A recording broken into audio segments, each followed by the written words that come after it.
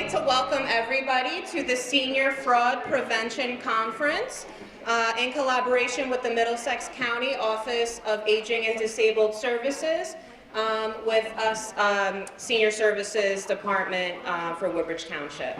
I'd like to thank Lila Sauna, the Director of the Middlesex County Office on Aging and Disabled Services, for helping to coordinate this event, with special thank you to Jocelyn, Ashley, and Alicia. So I would like to thank all of you for coming out today. This is a wonderful turnout, especially with the rain, but you all came. And this just goes to show how very important this topic is to the older adult population. So I'm so glad that you're here, and I hope you're enjoying some light refreshments. You have a full packed day full of wonderful information, and I hope you learn a lot. So I'd like to introduce Lila Sauna. She is the Executive Director of the Middlesex County Office of Aging and Disabled Services. Please give her a hand.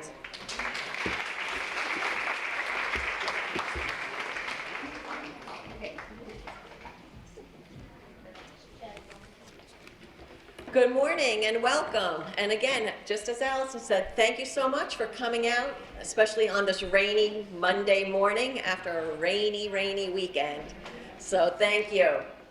And maybe if you're able to, maybe we please stand to say the Pledge of Allegiance.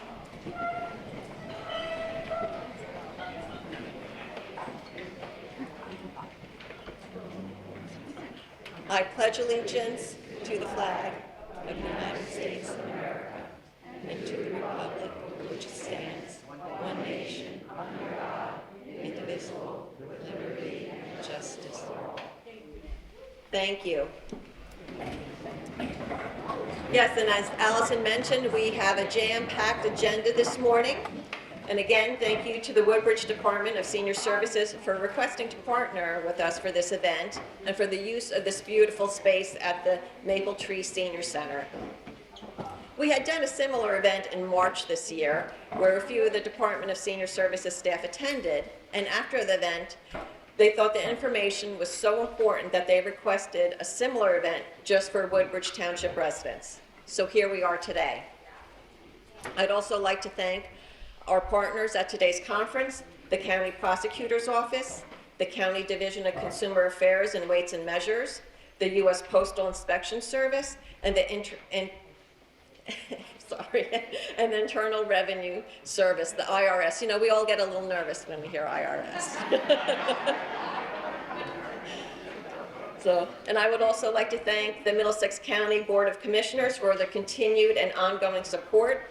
Commissioner Director Rios and Commissioner Ascona Barber, Chair for the Department of Community Services, both have been longtime leaders in the county efforts to improve the quality of life for all Middlesex County residents. And I'd also like to thank Megan Davey, Department Head for the Community Services, for her continued support. This conference could not have been organized without Jocelyn Garcia, Division Manager for Aging and Disability Resources, Alicia Ryder and Ashley Gomez-Jimenez are Outreach and Events Coordinators. Jocelyn's team works directly with people who contact our office looking for information and assistance to questions regarding themselves, a family member, relative, or neighbor. So please contact our office for any additional information, or you have a phenomenal staff here in Woodbridge at the Department of Senior Services here. Please contact either Michelle or Allison and her staff. So valuable information is going to be shared here today about types of scams, how to avoid them, what to do if you are scammed. And recognizing the basic signs of a scam is always helpful in stopping fraudulent activity. So remember, scammers pretend to be from an agency or organization that you know and to gain your trust. Scammers say there is a problem or a prize. Scammers pressure you to act immediately, and scammers tell you to pay in a specific way. In 2021, the top 3 categories of scams were identity theft, imposter scams, and credit bureau, along with information furbishers and report users. Approximately 1 in 5 people lost money to imposter scams. And frauds affects every generation differently. Top loss reports for people aged 60 to 69 were online shopping, business imposters, tech support scams. And the contact method was website or apps, and people used credit card payments. For people aged 70 to 79, top loss reports were online shopping, business imposters, tech support scams, government imposters, and prizes, sweepstakes and lotteries. And the contact method was phone call with a gift card or a reload card. For people aged 80 plus, top loss reports were business imposters, tech support scams, and online shopping, prizes, sweepstakes, and lotteries. The contact method was a phone call with a gift card or a reload card payment method. And I'd also like to mention that here in Middlesex County, we have the Senior Medicare Patrol of New Jersey, which is a program that empowers and assists Medicare beneficiaries, their families, and caregivers to prevent, detect, and report health care fraud, errors, and/or abuse. So Jewish Family Services of Middlesex County is the designated senior Medicare patrol agency for all of New Jersey.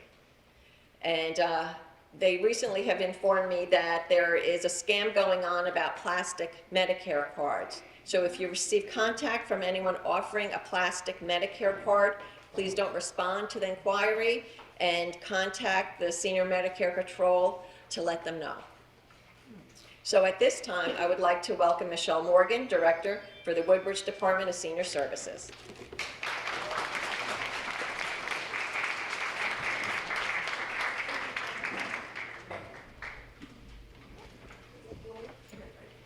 I'm so sure. I know. Good morning, everyone. The Department of Senior Service is absolutely delighted that whenever we gather together, we bring information and resources that can help the older adults in Woodbridge Township to remain safe at home and with the dignity that they deserve. At this time, I would like to invite Allison back up here, because without the division head to the Division on Aging, this would not have been possible in our partnership with the Middlesex County Office on Aging and Disabled Services. Allison?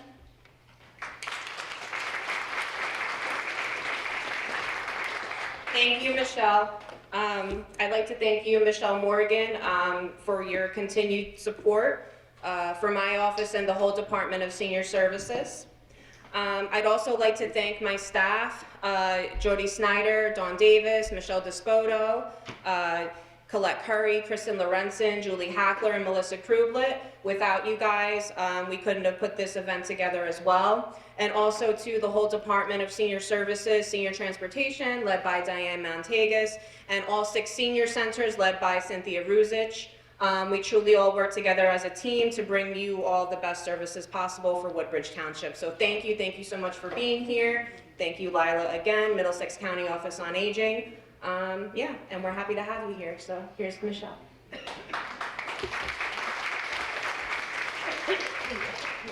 So financial scams targeting older adults can be devastating, leaving you in a vulnerable position and without time to recoup your losses. Educating older adults on social engineering tactics that scammers often use is essential to stopping scammers in their tracks.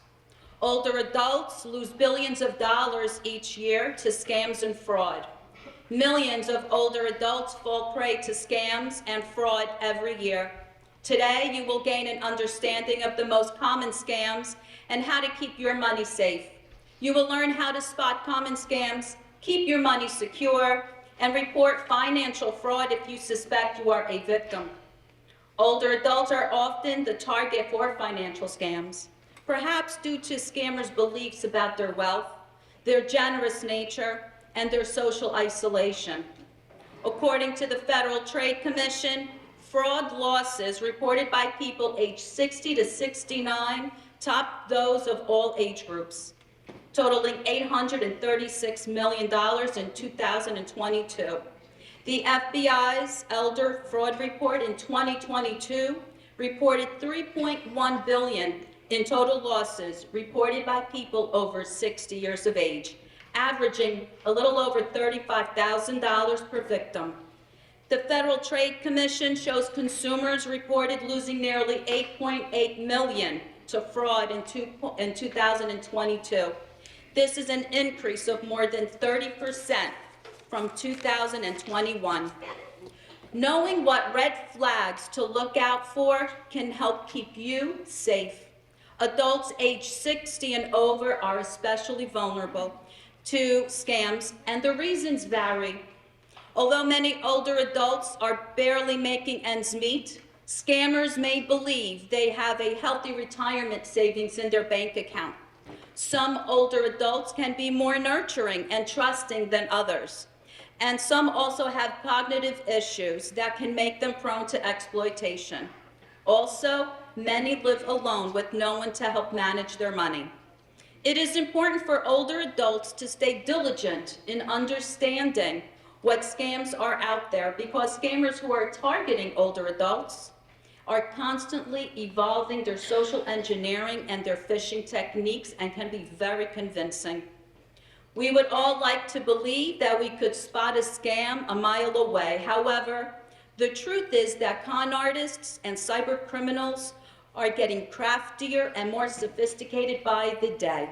It is their full-time job to deceive, exploit, and swindle consumers and older adults. Why are crooks so successful? I will leave that answer to the panel of guest speakers who possess the knowledge and experience to share the techniques that scammers use, how to combat them, which can help you beat them at their game. Our goal at the Department of Senior Services is to empower older adults with knowledge so that they can avoid scams and frauds and stay financially secure. That is why the educational partnership between our Department of Senior Services, specifically our Social Work Division on Aging, with the Middlesex County Office on Aging and Disabled Services, the Office of Weights and Measures, the Office of the Prosecutor, the Internal Revenue Service, the Office of the Surrogate, the Office of Consumer Affairs, and the United States Postal Service, and our own Woodbridge Police Department. It is more important than ever that we remain informed, and we have these conferences so that we can prepare you, so that we can also learn to provide you with a better service. I want to thank the Division on Aging, our Division of Senior Centers, and our Senior Transportation, because indeed it is a team effort in order to funnel the information to get you here. Without further ado, Lila, I will invite you to come back so we can begin. Thank you all.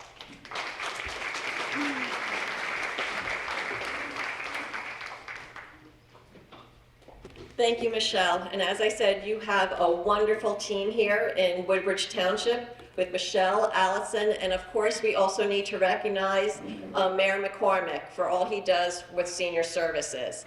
And also to recognize Commissioner Kenny, who is one of your local commissioners here from Woodbridge Township. But at this time, as we said, we are ready to get started to share this information. So at this time, I would like to introduce Detective Christopher Van Ardy from the Middlesex County Prosecutor's Office, who will be speaking on preventing elder abuse, financial abuse.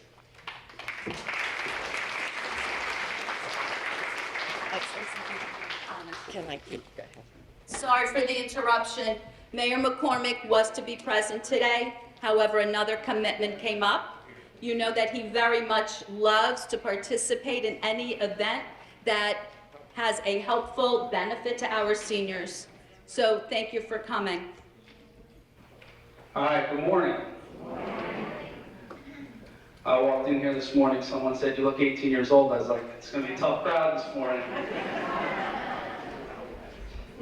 All right, so who are we and how can we help? So previously, I worked for the Special Investigations Unit. This unit at the Prosecutor's Office concentrates specifically on economic crimes, also known as white-collar crimes.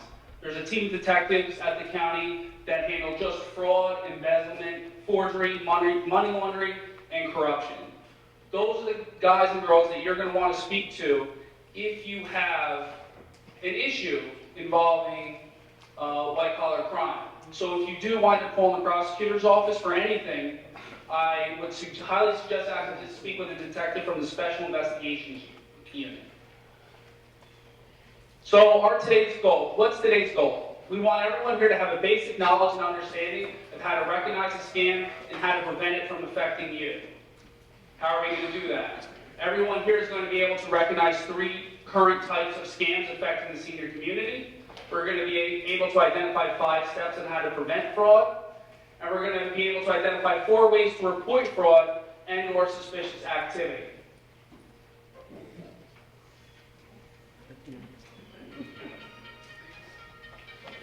Well, that's not supposed to happen. Suspicious activity. Anybody been affected by a crime or suspicious activity involving the senior community? A couple people? 3 people in this whole room? 4, 5? Half the room now?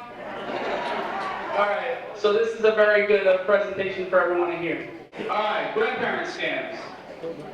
Anyone in this room a grandparent? Okay, now we're talking, right?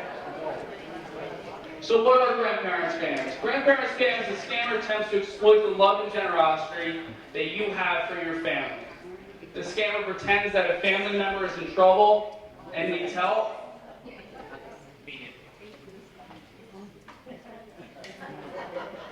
Don't worry. There we go. So in some of these grandparent scams, they request you to wire fraud, wire funds.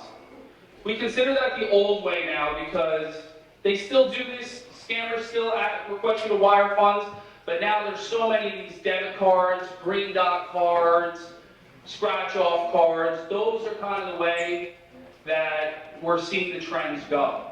In addition to that, even newer than that is they'll actually send a physical person to come and pick up money from you. So everybody knows what Uber and Lyft is? So what some of these scammers are doing now is they'll say, hey, we don't trust you to get us the money. We're going to send somebody to come get the money from you. And they do that in terms of Uber drivers and Lyft drivers. And these Uber and Lyft drivers are unsuspecting. They just think they get hired. They don't know how they get hired. And they show up at their house, you hand them the package, and they deliver it to the scammer. And that way it's a clean third-party transfer. So hopefully we'll see if this video works, at least audio-wise. Hi, Grandpa. Hi. You know who this is? Lefty? Yeah. What's the matter? I've been in a car wreck. Oh, my God. Sure.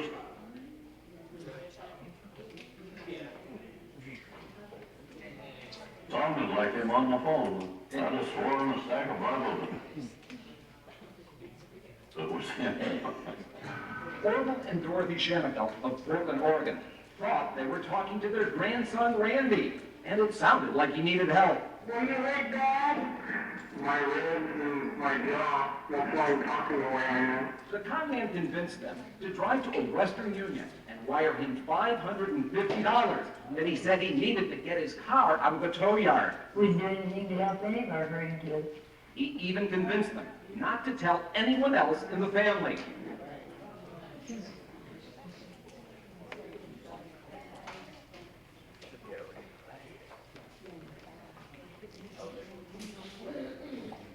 Grandma, I don't want... Mom, I don't want nobody to know. We won't tell you nothing, Dad. How does the scam work?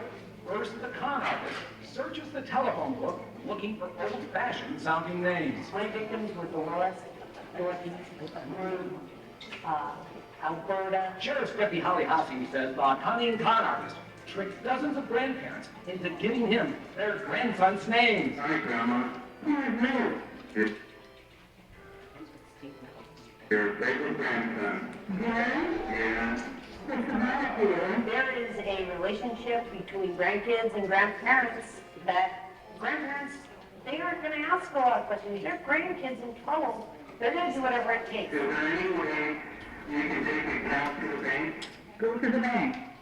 Yeah? Yeah, it'll take me a little while because I use the walker. I don't need that. And my what? Oh, look, a spineless little wimp. You know, you just don't harm children. and you just don't take advantage of our senior citizens. So where was the person who was scamming grandma and grandpa out of their money calling from? You may not believe it, but he was calling from right here, a county jail in Portland. Just violence. That's right. The caller was an inmate, Stephen Lee Brown, and he was having the victims wire the money to his relatives. Luckily, all inmate phone calls are recorded, and the scam was exposed. Unfortunately, a lot of these crimes are never solved. No. You were lucky that you had these tapes. Yep. And it's happening all across the country. It was a perfect setup, and these people knew exactly what they were doing. Edward and Irene Kellerman, who live outside Cleveland, Ohio, fell victim to another con man who has... All right, the Wi-Fi is going in and out. That's all right.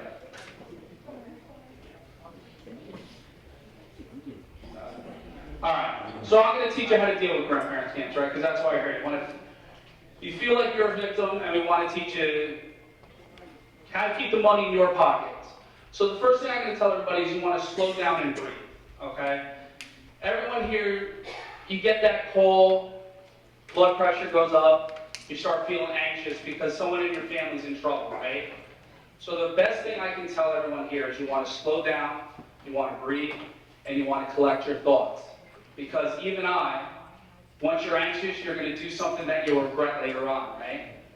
So we want to slow down and breathe.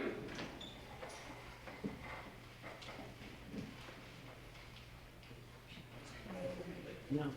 Like me, I'm slowing down and breathing. You want to verify the caller's identity. You want to ask challenging questions. So how are we going to do that? Anybody know of a challenging question you can ask? Yes, ma'am. I've done it. She's done it. They say, grandchild. Which one? There you go. Which one? Which grandchild? And if they say the wrong name, they hang up, or they just hung up because they know that she's not somebody to be messed with.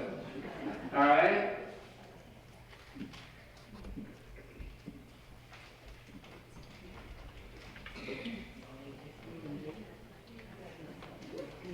All right. We want to resist the pressure to act immediately. Nothing should be a secret. So what do they say? Don't tell anybody. Wire me money, but don't tell anybody. That's a red flag right there, right? Don't tell anybody. Never give personal information over the phone. I don't care if it's the cable company, Chase Bank, the IRS. They're never going to call you. They're going to send you a letter in the mail. All right?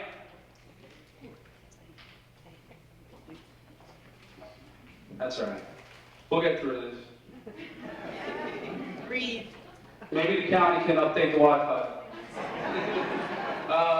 Refuse to send money via wire or overnight.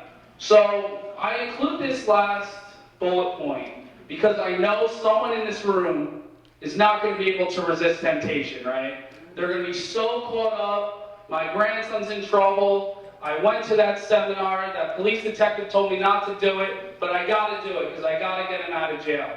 So if you feel that way, if you feel so inclined that somebody's in trouble, tell them I'll give you the money, but I got to meet you at the police station. All right?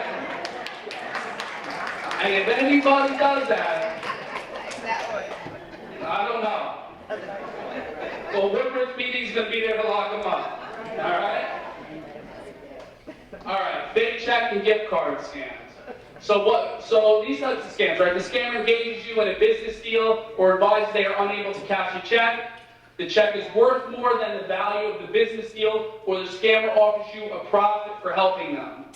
Anybody in this room get a $300 check and says, hey, maybe I'm going to throw you some money to cash it?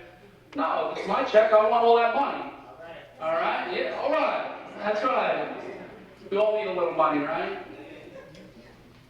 The scammer asks you to deposit the check into your personal bank account and then wire them the money or a gift card. Again, if you ever had money, are you going to ask somebody else to cash that check for you? Man, if I would, I'd just walk away, right? All right, you're welcome. So buying a gift card, the scammer will ask you for the PIN number. Somebody stopped me as I walked in this morning and asked me about this. Never give anybody a PIN number for anything, all right? Your bank account PIN number, your cell phone account PIN number, the PIN number on the back of your gift card, your alarm code at your house. I know somebody's done that before. Can you let my dog out? All right, never accept a check worth more than the business deal. Never pay for a prize. Does anybody know what that means, never pay for a prize? What does that mean? That's right. That's right. So, hey, I have a $1,000 prize for you. Congratulations. But you got to give me $500 first. And then I'm going to give it back to you in full, right? We call that too good to be true. All right?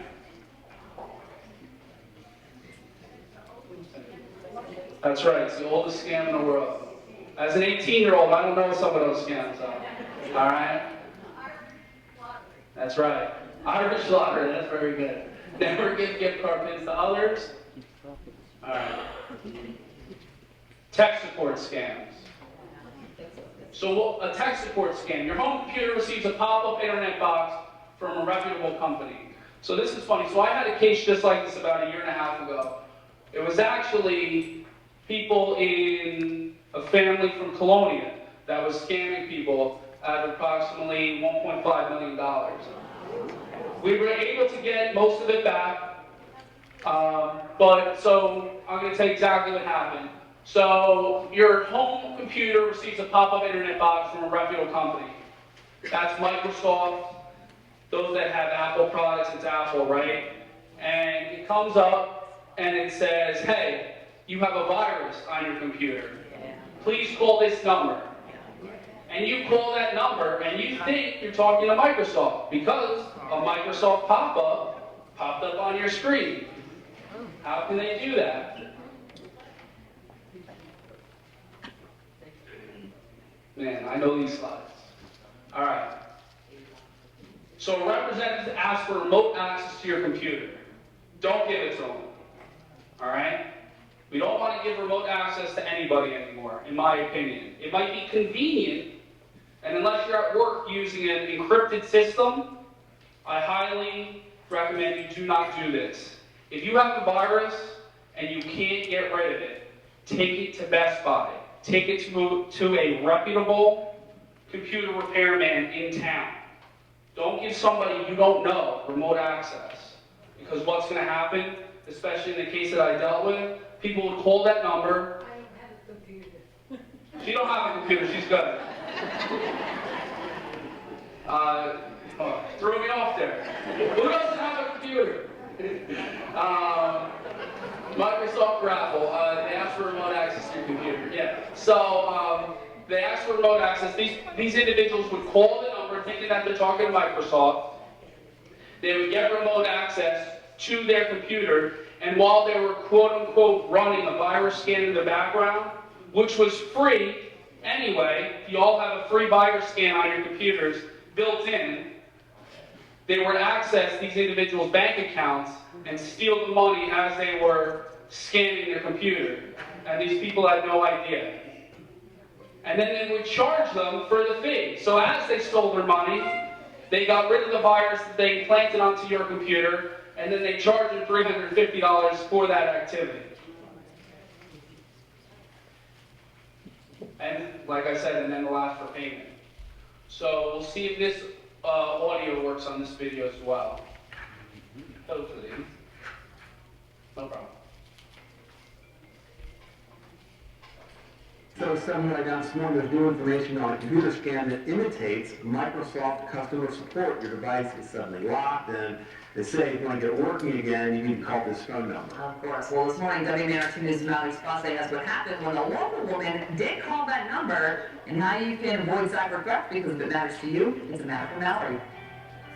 Everything about the warning looked real to Trish Thomas, so she followed their instructions, even giving the imposters access to her bank account. But right before she transferred any money, her radar went up. Lottery sweepstakes, grandparent scam, utility shutoff threats, Trish Thomas knows not to send those imposters any money. I had already experienced probably at least 3 or 4 of them, and I don't fall for those. But she never before seen a message like this, supposedly from Microsoft on her husband's Google Chromebook. It says, do not close your computer, and then across the bottom it said, call Microsoft support, and it had a toll-free number. So I thought, okay, I guess I better call. A man told her there's unusual activity on her bank account. She'd need to download AnyDesk, an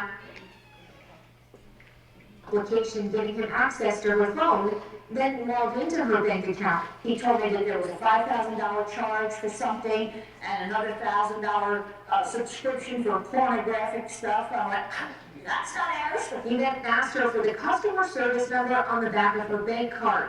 He didn't call that number and connect her with the bank on a secure line. We did indeed transfer what was in my savings into my checking. We got that far. And then he says, okay, well, I just want to verify your identity. He says, can you take a picture of your driver's license for me?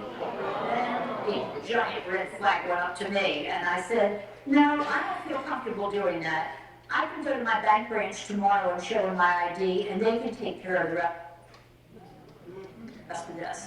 And with that click, he hangs up. Trish immediately changed her login information, notified her bank, then went to the computer guy to get her devices wiped clean. We deal with 2 to 3 scans usually a week. And this Microsoft one is very popular right now. There's no X out option, and then they can force whatever message onto you that's going to be the one that gets you to pick up the phone. These fake support messages end up on your computer from clicking malicious links. Clicking a link in an email or an advertisement that's cleverly stuffed into a web page or something like that. The number has already been disconnected, but these imposters are constantly changing tactics and contact information. Another popular phishing campaign says you've been billed for subscription services you didn't sign up for. And they say, okay, I'm going to refund the $4.99 right now. But then they go and black the screen out, and they refund like $50,000. They change your bank account. So when you come back, you go, oh my God. And then they say, oh, I screwed up. My manager's going to kill me, and you have to help me. You've got to give me your credit card number, and we'll fix this and whatever. And you're like involved in this story, basically. Like said, no matter how computer savvy you are, these scams can be convincing. Even he's had issues thwarting cyber criminals. I have 32 character passwords with, they're crazy cryptic, and everything's insane. I have multi-factor authentication, and still somebody took out a Best Buy credit card in my name last year. No idea. Mike says 3 things will help you avoid these scams. 1, never call a number that's given to you. 2, don't click any suspicious links or attachments from people you don't trust. And know that Microsoft, McAfee, Norton, these companies will never call you and tell you they need access to your computer. For WMAR 2 News, I'm Mallory Sapaste. All right, so to summarize the tech support scams, we're never going to click on a pop-up that you don't recognize. Worst case scenario, you want to force restart your computer. Does everybody know what that means? All right, so what you want to do is if you have a virus on your computer and you can't get rid of it, all you're going to do is you're going to hold that power button on that you used to turn it on. Just hold that power button down until your computer turns off. Give it about 10 seconds, then try restarting your computer. 90% of the time, the virus is going to be gone. Somebody tried to scam you, it didn't work. If you still have that virus, take the computer to Best Buy or computer repairman. And again, never give remote access to anyone. Okay, so how are we going to prevent these scams? Don't give your personal information, include social security, credit card, bank account numbers to people you don't know who contact you, even if they claim to be a company that you work with. So again, your bank, your local bank, Xfinity, Verizon, anybody. They're not going to call you, all right? If your bank or credit company calls you and asks you to confirm or provide information, what are we going to do? We're going to hang up and call them back from the number that you know to be trustworthy. Or worst case scenario, you go in person. And if you get a call or an email claiming that a loved one is in an emergency, make sure you figure this stuff out, right? Don't send money orders, prepaid cards, or gift cards to people you don't know. Legitimate companies and the government don't ask for payment this way. All right? No one's going to ask you to pay with a gift card, ever. If a company tells you over the phone that your company has a virus and needs protection, again, take your computer to a trusted repair shop.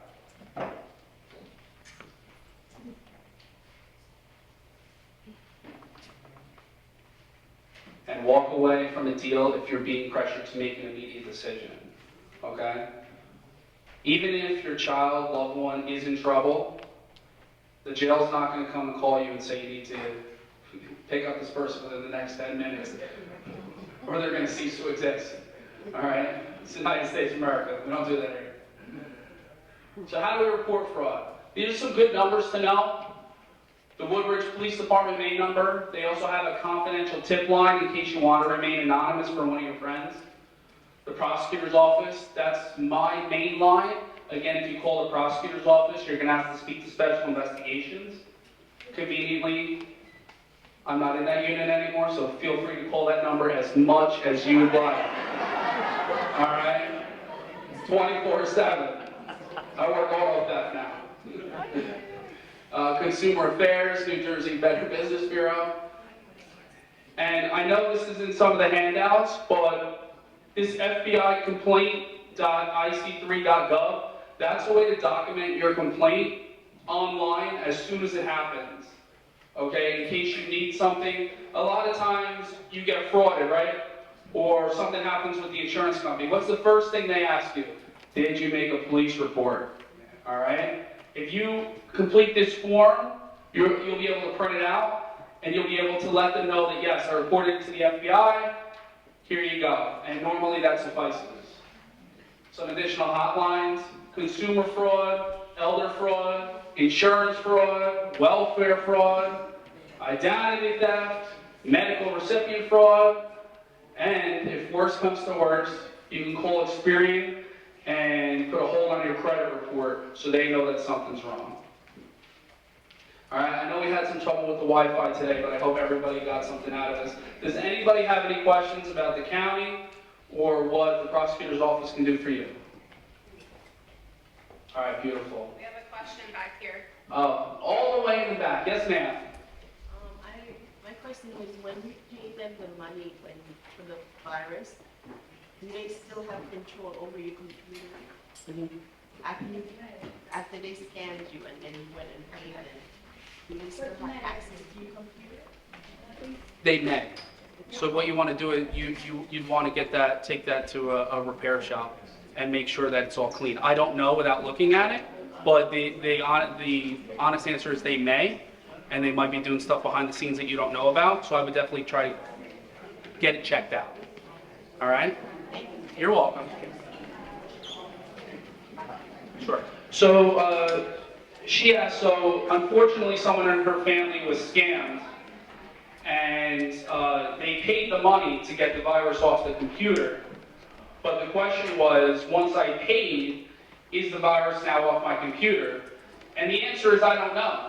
The only way to really know that is to take that computer to a repair shop and get it checked out professionally. Because they could still be doing stuff behind the scenes that you don't know about. Yes, ma'am.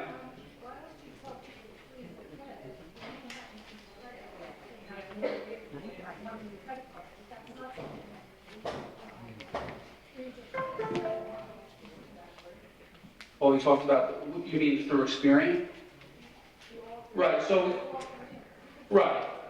So you can go to freecreditreport.com, get a copy of your credit report, and you can contact one of the creditors or through Experian or any of the three, and freeze your credit if you think there is a concern. Yes, ma'am. Nobody can take out a loan, nobody can take out a credit card that you don't even know is active. Right. They can credit. Right, you're right. Yes, ma'am.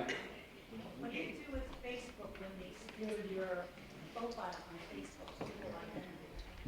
So you can report that to, so the question is, if your identity was stolen, so your Facebook identity was stolen, what you're saying is. So what I would do is, in all honesty, unless your money was stolen, the police department's not going to do anything, right? Because there was no real crime committed in a sense. A moral crime, yes, but not something that the police department can actually help with. So you want to contact Facebook customer care, let them know, and they're going to have to work behind the scenes. But as far as the police department, there's nothing really law enforcement can do for you unless some kind of monetary amount or something was stolen like that. Yes, ma'am. What phone number? Yes. I can put it back on, sure. Oh, sure. I don't know if we can give it to you to take home, but I will make sure that this information is provided at the end. All right? Yes, sir. Can you give me your thoughts on overexposure to social media, Facebook and Twitter, and how people get going down the wrong path? So that's the wave of the future, right? Social media, electronic payments, climate change. I'm just kidding. All good things, right? Well, climate change is bad, but so what I always tell people, there's always these little red flags that pop up, and sometimes it takes 2 or 3 or 4 red flags for somebody to say, "Wow, I think something's wrong here." You really got to look at that first red flag and be like, something's wrong, something's not right, and take the time to figure out what went wrong. But as far as social media, Facebook, Instagram, Twitter, everything, it's kind of the wave of the future, and there's no real slowing it down. And, you know, I tell my own family, like, my mom's like, I don't understand any of this. And I try to sit down with her and explain it to her, and she says, why can't we go back to the old way? And I say, there's no going back, Mom. Right? But as far as scams, I would just say, you know, especially on Facebook and stuff, like me personally, I don't use my full name. Like, you all saw my full name today on Facebook or Instagram. I might just say, you know, Chris V, or first name, middle name. Because the more personal information that you all put out there to the public is the more that they can grab free of charge. And that's how they start off. And date of birth. You know, just your name and date of birth, people can do a ton of information with. So, you know, there's little things that you can do. You can make your accounts private. You know, not everything has to be public. You know, if you have your group of friends where only friends can contact you, or friends of friends can contact you, a lot of people want to make their accounts public so that anybody that they knew from 50 years ago can find them. Well, there's a lot of scammers out there, and you're honestly taking a chance. I'm not saying don't do it, but the chance is out there. Yes, ma'am? I don't have I'm on Facebook, but I don't have my name there. I have it, it's 086. And I had an incident with Publishers Clearinghouse. They managed to track me down and send me notices about, you know, that they still want me, or I'm still going to get the $9,000 from them. I never responded, but how did they get to me when my tag is Soul 86, not Judy Ann? So they're not looking for you specifically. They're just looking for anybody that has a real email address, phone number. They put their real home address on there. If they're able to find the most minute information, they're going to try it. Because they know out of the 100 people that they try, even if they get one person, that's a win for them today.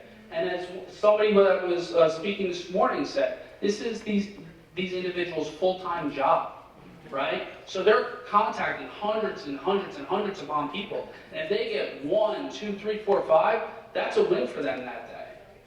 All right? All right, last one.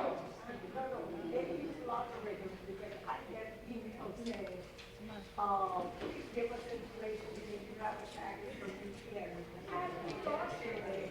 That's right. That's right. If you don't use UPS and you get a UPS package, careful. All right. Because you're smiling. Okay, I'll do one more. I couldn't look away. You caught me. Made eye contact. You're very good at eye contact. Go ahead.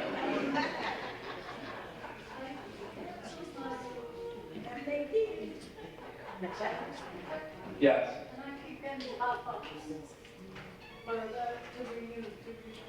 It's just to renew. So you probably didn't fully delete the software altogether. There's probably a little bit left, whether registration. So this is actually a good point. Sometimes when you think you deleted something, you didn't delete the whole thing. All right? So if you're still getting pop-ups and you don't know why, I would suggest taking it to a repair shop.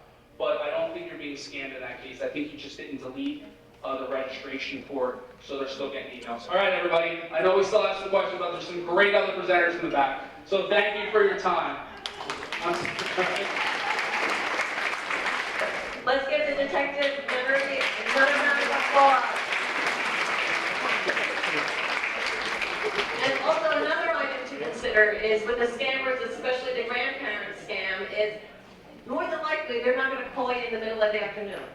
They're going to call you at night when you're going to sleep. The phone rings you up. You're disoriented. So again, take that moment. Think. Don't say your grandchildren's name. Let them say it. And then, they can always call back. If you're not sure, hang up. My mother I had told my mother's 90, and I had told her about this scam, and then a few weeks later, she told me, yeah, I got that call that you were telling me about. And I was like, well, what did you do? She goes, well, I listened to them. I was like, okay. She said, I listened to them, and then they said, this is your grandson, and went through the whole thing. She then said, well, I don't have a grandson. And they hung up. But a thing to keep in mind is, you don't want to stay on these calls long, because these are people's jobs, these criminals. And they're looking for every angle. So if they know that you're going to stay on this call for 30 seconds, you might stay on longer the next time when they call. So if you feel that it's not right, hang up. The mayor is extremely pleased to be able to bring conferences such as this. He is dedicated to our community.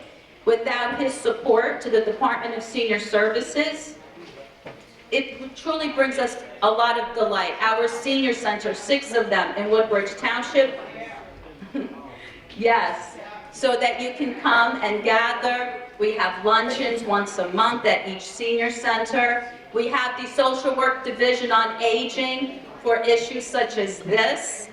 And we ask you to also take a look at our senior transportation so that you can get a ride to all of our senior centers.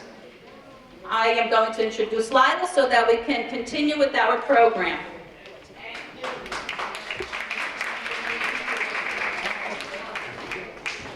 Thank you, Michelle. And yes, Woodbridge Township, let me tell you, there is no other community that has 6 senior centers.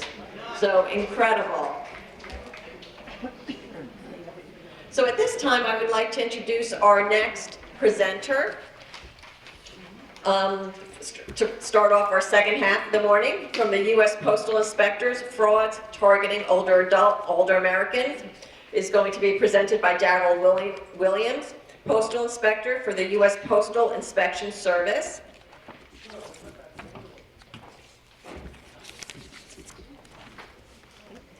And Darrell Williams, as you can see, is a Postal Inspector with the U.S. Postal Inspection Service. Inspector Williams has 19 years of federal law enforcement experience.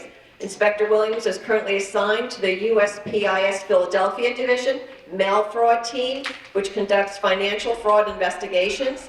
Specifically, as an inspector assigned to the Mail Fraud Team, Investigator Williams investigates cases related to elder fraud, Ponzi schemes, business email compromises, and governmental fraud. Inspector Williams is a New Jersey native and a resident of Piscataway. Welcome.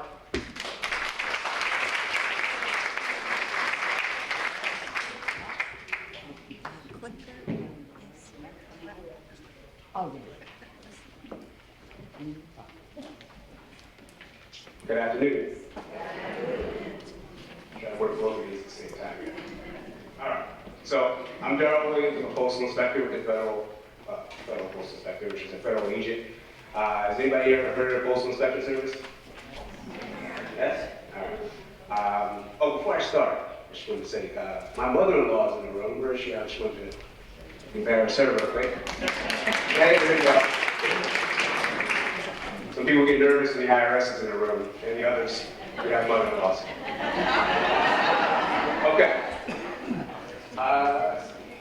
The mission of the Postal Inspection Service. So the mission of the Postal Inspection Service is to support and protect the U.S. Postal Service, its employees, infrastructure, and customers. I just want to say before I get too deep into it, I am a federal agent, so we work cases. I'm particularly assigned to work mail fraud cases. As an inspector, we are not part of the Postal Service per se in regards to, I don't deal with the post office. I can't take your complaints about, I can listen to your complaints about the post office. If you have complaints, and I've heard some already about the Island and Colonial post offices. And I'm happy to drag someone from the post office out next time. But are there any retired postal employees here? Raise your hand. One? Just one? Okay. So that's going to be our subject matter expert. If you have any questions regarding the Postal Service and flow of mail, right here, this young lady in the back. So I just like to get that out of the way. I will listen if you have complaints about your your carrier, your post office. I'll hear it out, but we got to take that to the post office, and that's just not my wheelhouse. All right. So the Postal Inspection Service has teams that work different things, right? I said earlier I'm assigned to the mail fraud team.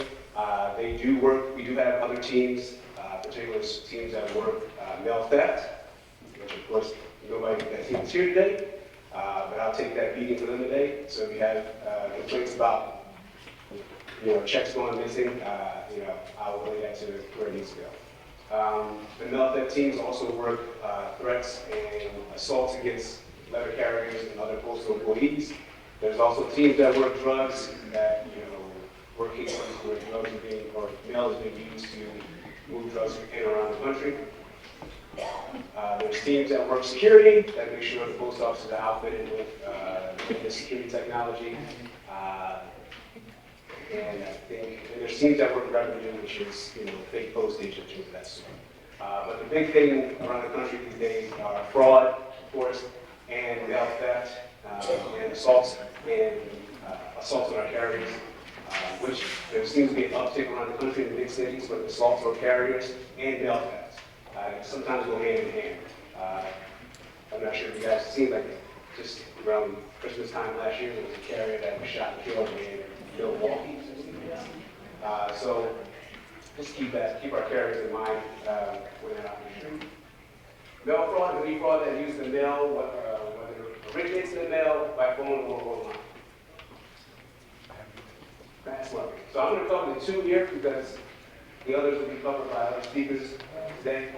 I'm going to talk about lottery sweepstakes scams and government unclaimed funds. We focus a lot on the lottery sweepstakes scams, right? Lottery sweepstakes scams are Publishers Clearinghouse. Anybody here heard about that? All right, so we'll talk about Publishers Clearinghouse.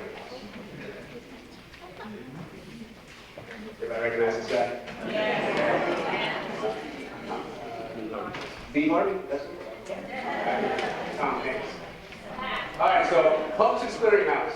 So Publishers Clearinghouse is when you are called or you receive something in the mail saying that you won $1 million prize and a vehicle. However, in order to receive that prize and that vehicle, you have to pay something, right? You have to pay fees. You have to pay storage fees for the vehicle. You have to pay taxes before you can get that prize, right? So what they'll do is they'll tell you that you won this prize that's $1 million in this vehicle, but you need to send a payment to this person who is a IRS representative or some other title to give them. And you send it to this address. Well, one, if you look on the Clearinghouse website, they'll tell you that they do not call to tell you that you won a prize. That's the whole thing with prize control, right? If they call you, you're not getting that experience, the prize control showing up with a big check. So they do not tell you, they do not call you on the phone and tell you you won a prize. They do not ask you to pay a fee to get to that prize.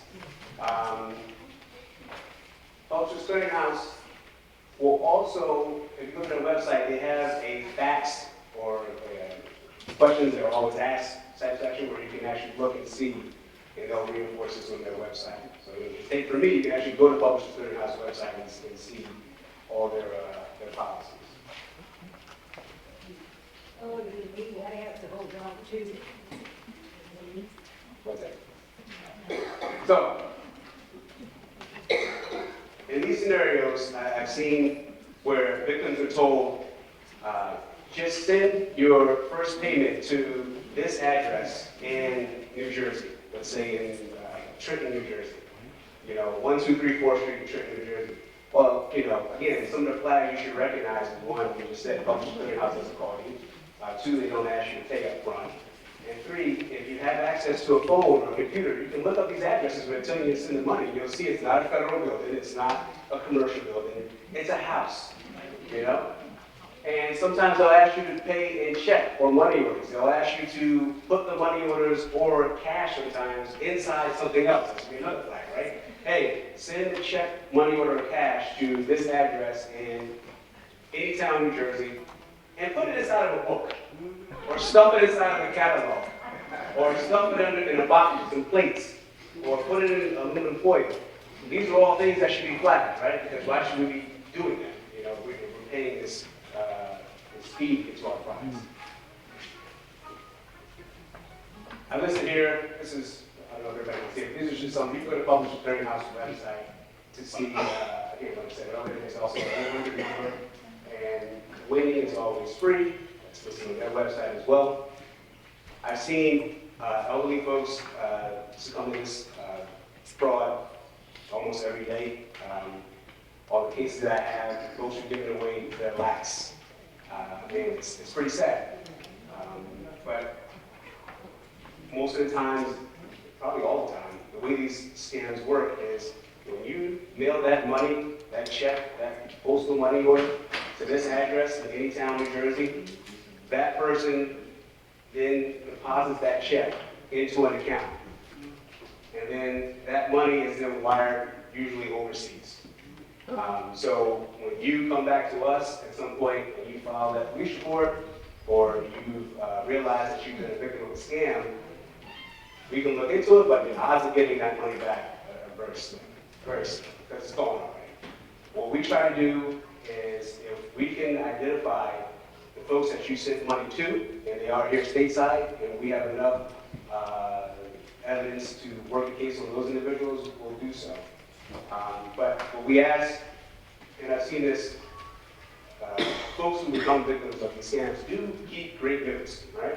So we ask that if you do become a victim, or you find yourself, become a victim of this type of scam, always keep your receipts. If you bought money orders, keep your postal money order receipts. If you bought cashier's checks, always keep copies of your cashier's checks. If you were provided addresses in which to send money to, save that information. Write it down, put it in the book, write a notebook. Again, as I mentioned earlier about the first speaker, report it to the police, because then what happens is if I have a scenario where there's a particular address in town or somewhere in the state that pops up frequently, what I'll do is I'll look and see if there have been other victims that have filed reports related to this particular address. And that helps me, because now I don't have to actually call everyone. I can just gather up those reports from the local police departments, get everything I need up front, and then later on reach out to you if I need some additional details. So always keep receipts, always keep notes, and when you file the police reports, provide that information. Any questions on Publishers Clearinghouse scams? No? None? Down back here. Oh.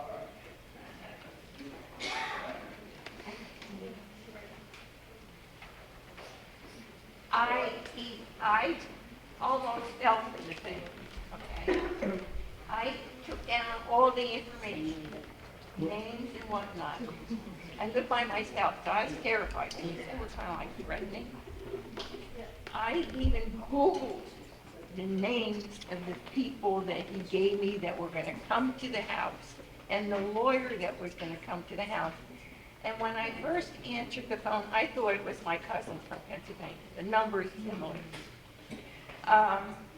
He told me his name was David Washington. And I knew the voice from somewhere. So I Googled David Washington. It came up as the son of Denzel Washington. The two people that were to come to the house to check to see that I got the green card and the number on the back of the card. I Googled those. They said that they were in Philadelphia. They also gave me the name of a lawyer. And I checked that through Google, and it came up that she was a lawyer in Washington. Right.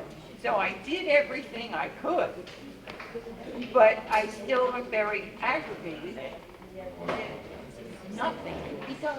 Right. Yeah, so they, so you were saying that when the callers were giving you information and you would Google that information to confirm what they were saying was accurate. Is that correct? Right. So again, the scammers, it was mentioned earlier, if I mentioned a couple more times, these are like call centers, like telemarketers almost, right? So they sit in a room, they have a call list. They reach out, they go all day long, they're making these calls on this list. It's almost a script they have, you know? Like when you said David, I thought you were going to say Dave Sawyer. Dave Sawyer. That was the name of the person that was to come to the house to check the number on the back of the green card. Right.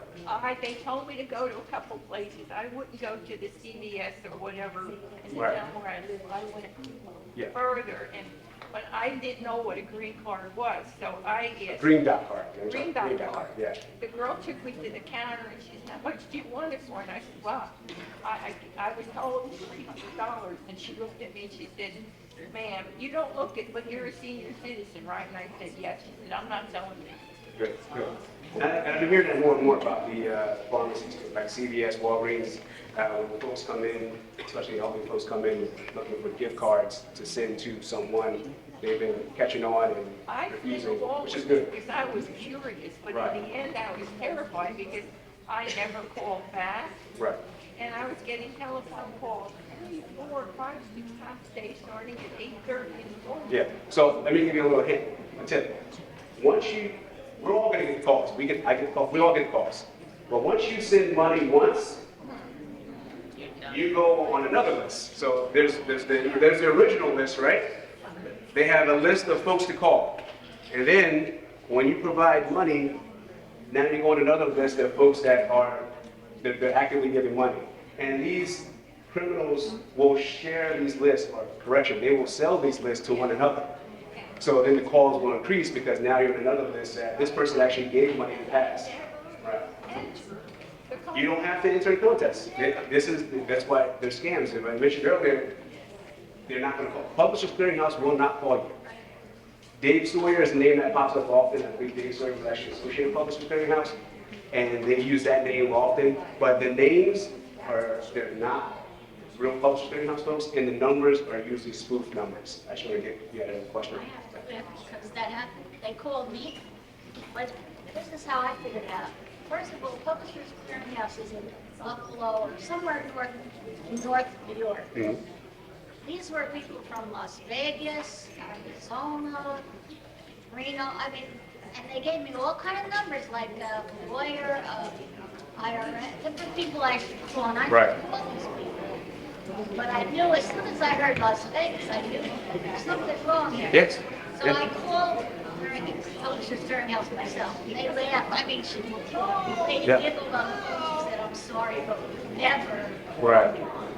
Yeah. But I You went call. to the police and I told the police because I forgot the information. Yeah. One second, I just want to go up front here. Does anybody up front have questions?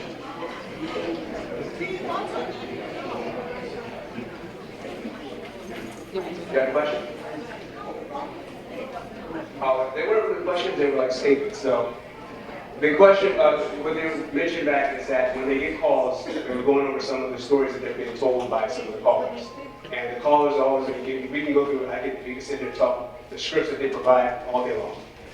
But it goes back to my original statement, which was Publishers Clearinghouse is not going to help you. You know, so when you get that first call and they say, hey, we're Publishers Clearinghouse and we want to provide you information about your prize, if you continue on that call, you're going to continue to get more and more story, if you will. So hang up the phone.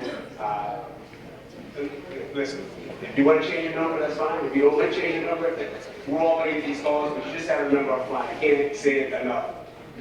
Publishers Clearinghouse is not going to call Dave Sawyer, these are some of the names. Dave Sawyer, random names. But Dave Sawyer's name I see a lot more on these cases. I just want to show you guys an example real quick. This is on a couple of cases that I have regarding a lottery sweepstakes scam. The victims were told, again, mail the money to the IRS at this address in New Jersey. Well, this is not the IRS. Neither one of these are the IRS, by the way. These are just houses in New Jersey in which individuals were there, they receive your money, and then they put it into accounts, and then it goes overseas. The house on the left popped up in a case last year. It started with an individual at the Midwest who was told that she won Publishers Clearinghouse. She had to pay $40,000 before she could get to her $8 million prize. She sent $40,000 in cash to the house to the left. She then was called again and told that the prize was increased, so the taxes increased. So she went and took money out of her life insurance policy.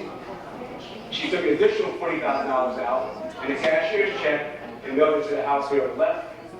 And she did that a couple more times to the tune where she lost about $140,000. That's just not going to get better.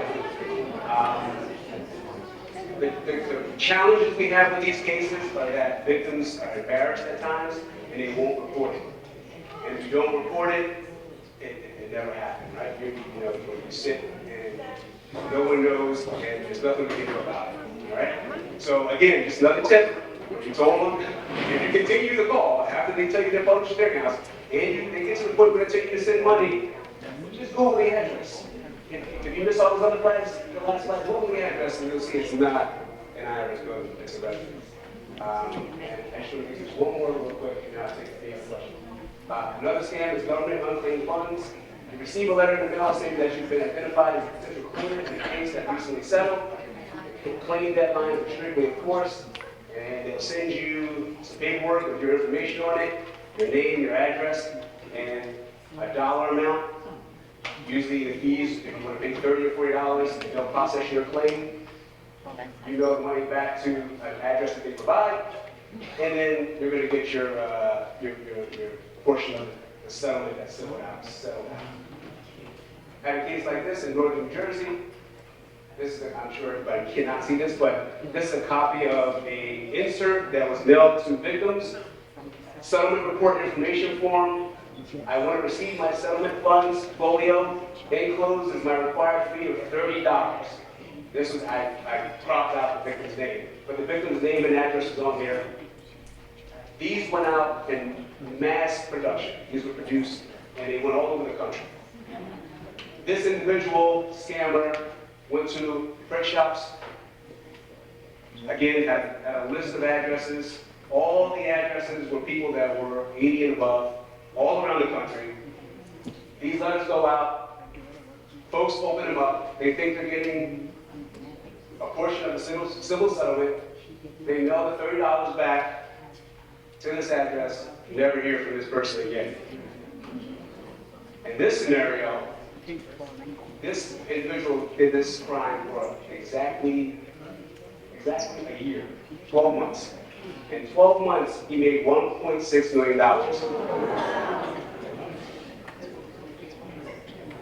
This is the box. This is just to show you guys the volume in one day. This is the, he used a rented box at a UPS store. And at the UPS store, every day, this is what the box looked like at the end of the day. the volume of mail that this person was receiving from victims around the country was ridiculous. So every day at this UPS store, this is the volume of mail at the end of the day. All of these have $30 and $40 checks, or cash, or money orders inside. I'm sitting on it. Who the hell cares? Just figure this information up, and I'll take a couple questions, and then we have some other speakers. Yes.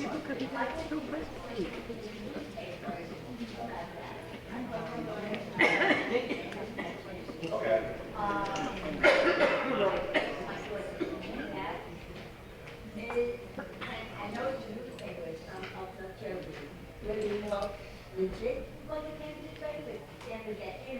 Right, so there are, this was a letter that was sent out to a residence, right? There are legit, the government, you know, or there's money somewhere, unclaimed funds, there are some legit services like that.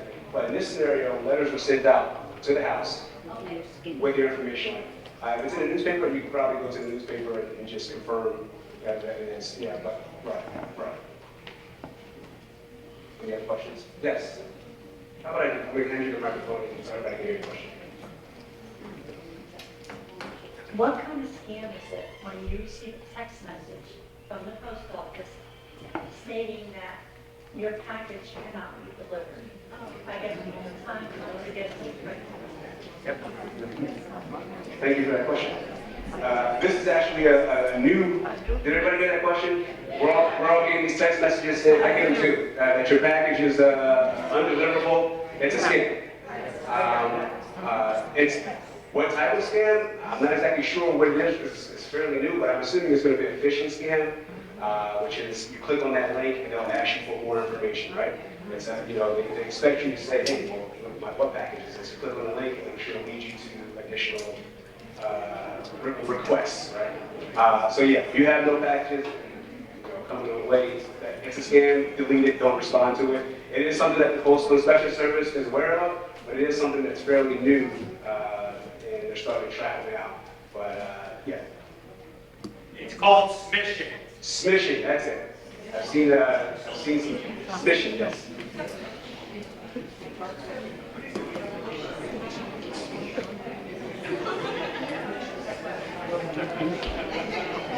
So when you see a text on your messages, and you can go to the computer, but for and ask if it's fraud.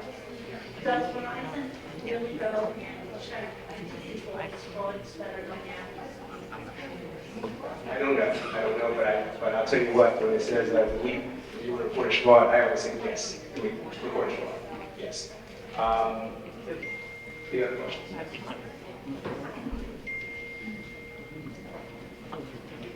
I sent checks in the mail to family, and I do the correct address, put my return address on the envelope. I take them to the post office to mail. I don't use any boxes. And 3 or 4 times they never received anything. I went to the post office and asked about that, and he told me that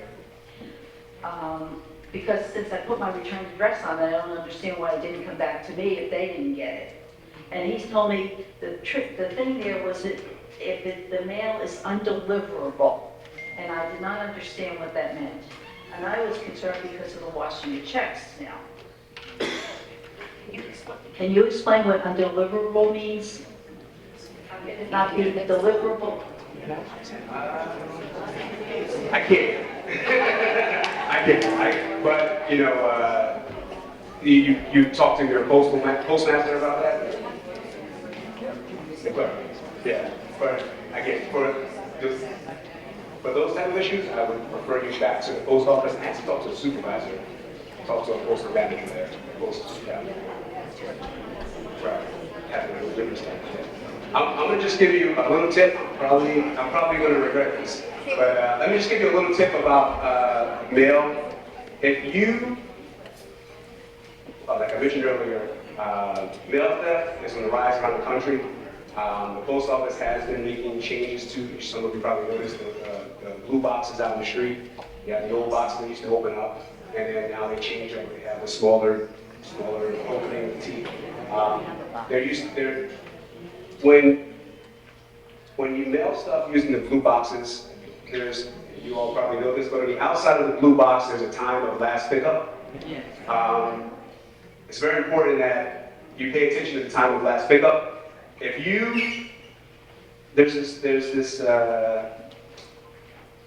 scammers that do what we call phishing in the Postal Special Service. Phishing is overnight, knuckleheads go to the blue boxes in the street, and they will take something like a rope or a belt, and they'll take they'll tie an item to the bottom of that rope or belt, and they'll put some glue on it, and they go in the mailboxes, and they fish. And they're looking for checks and whatever else is valuable may be in the mail. So we always push that you pay attention to the last pickup. They're usually between 4 and 6 o'clock, depending on where you are. Or take it to the post office and mail it at the post office directly. There is another agency called the U.S. Postal Service Office of Inspector General. They deal with internal investigations of employees and their staff related to internally. They will deal with or look into theft internally. The Special Service does external investigations, but internally there's a report of something that I'm missing. The U.S. Postal Service Office of Inspector General is where you go to report internal theft. But throughout the country, those blue boxes are being targeted, so I would, tell you that if it's beyond the last pickup time, don't use the blue box. Go to the post office and mail it there. Yes.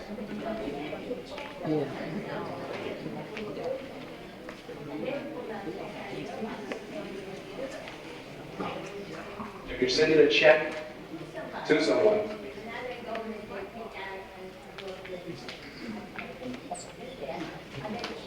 yes. So we'll probably add this for the next one. But there is, checks that are taken out of the mail. If you write a check to me for your Publishers Clearinghouse prize, when I get that check, I can, what they call, it's a term called washing a check, where you're able to remove certain ink from the check and replace that with, whatever, I put my name on it now or something else. But usually the bank catches that, you'll be able to get your money back. If you're sending cash, never send cash. Just don't send cash at all. That's just not send cash at all.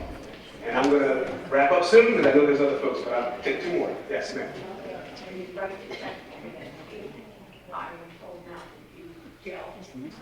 Gel pens. So gel pens, as you're saying, that you're told that gel pens are not able to be washed. Yes, I believe I've heard that, but I'm not exactly sure. But I believe I've heard that. One more question, and then I'll move on. Yes, ma'am.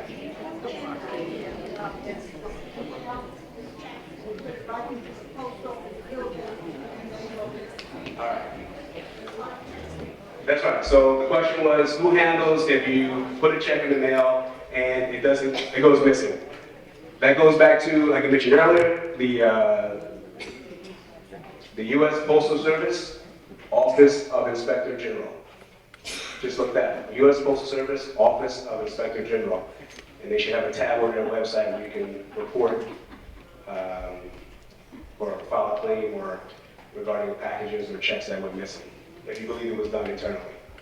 That's internal. Yes. All right.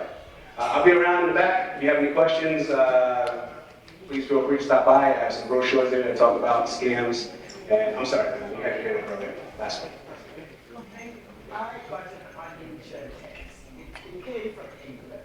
It says I acquired some money. I was randomly drawn from something that happened every 10 years. And all I need to do is send them a check of $20. Maybe. Yeah. So she received a text message from overseas that you won a prize, but you had to send money up front. Yes. Yeah. So anything where pay to play. If it's asking for money to get money, it's a scam. All right. Thank you, everybody. I'll be in the back.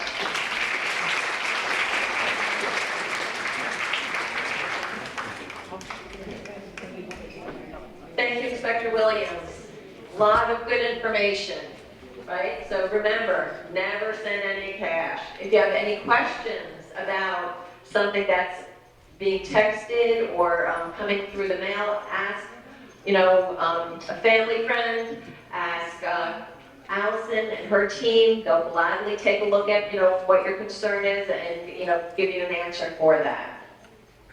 So we do have a few more speakers today. Are you still looking for information? Yes. So next up, we have Thomas Riley from the County Division of Consumer Affairs who will be speaking on red flags, and Matt Flower from the Middlesex County Division of Weights and Measures will be speaking on consumer protection.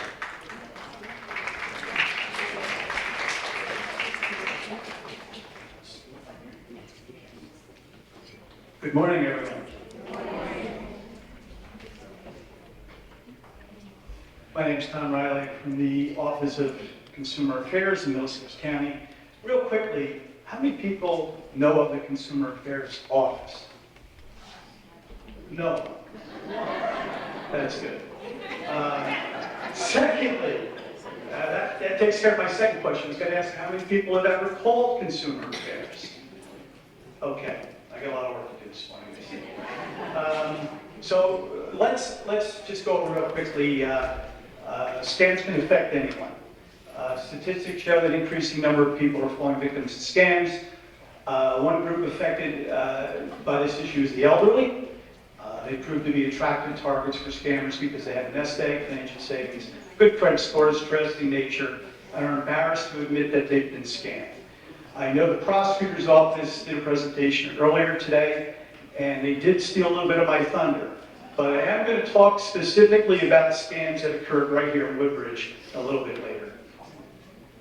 In 2022, the FBI Internet Crime Bureau reported that older Americans were scammed out of $3.1 billion. So, fraud alert. There's a bunch of them. I don't want to go over too many of them because I know the prosecutor's office has taken care of many of them. There's two that I specifically do want to talk about, and that is home improvement scams and used cars. So I'm just going to go quickly through the grandparent scams. Again, it's ground that's been covered earlier today, so I don't want to spend a lot of time on it.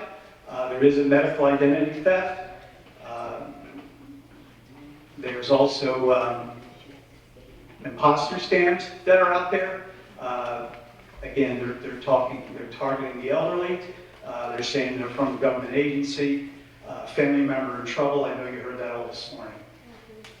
Online dating scams. I don't know if anybody's aware of those, but they're out there. So if they have a boyfriend or girlfriend, and sweepstakes. We just did talk about sweepstakes with the Postmaster General, so they're out there also. Charity scams. Always looking for a donation. Never give your credit card number. Never give any personal information. There's rental scams that are out there, and scammers often advertise rentals that don't exist or hijack a real estate rental listing by changing the contract information and placing the modified on another site. Again, too good to be true. If you see a rental for $600, what do you say? Too good to be true. Other scammers make up listings for places that aren't for rent or don't even exist.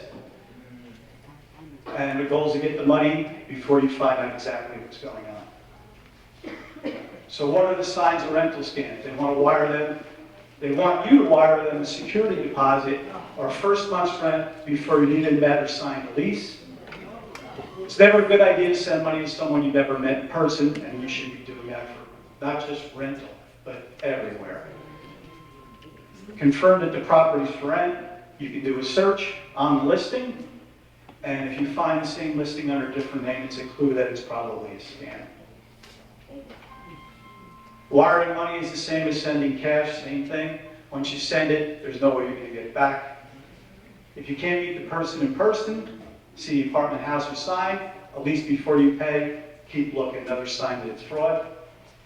And if you find yourself the target of a rental scam, report it to your local law enforcement agency and to the FTC, and contact the website where the app is posted also. Here's where I want to focus this morning. home improvement fraud. How many in this audience have gotten a flyer in their mail or someone knocking at their door saying that they want to do work on your house? Good, good. And I didn't get one call, not one call. But anyhow, when that happens, first thing you want to do is make sure that that home improvement contractor is licensed. Chances are he's not. What they do is this. They come to your door, they knock on your door. They say, I'm running a special today, I have some leftover material. And I can do your job. It runs $7,000, but I can do it for $3,000. Too good to be true. They will also look at a piece of your property, and this is an example that happened right here in Woodbridge, a case that I had worked on, where they came and looked at a driveway.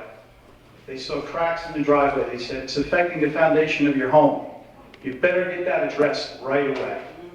So what happens? The person gets scared. They know they need to take care of it. They believe the person saying that. And what do? They ask for cash. They never ask for a check. They ask for cash.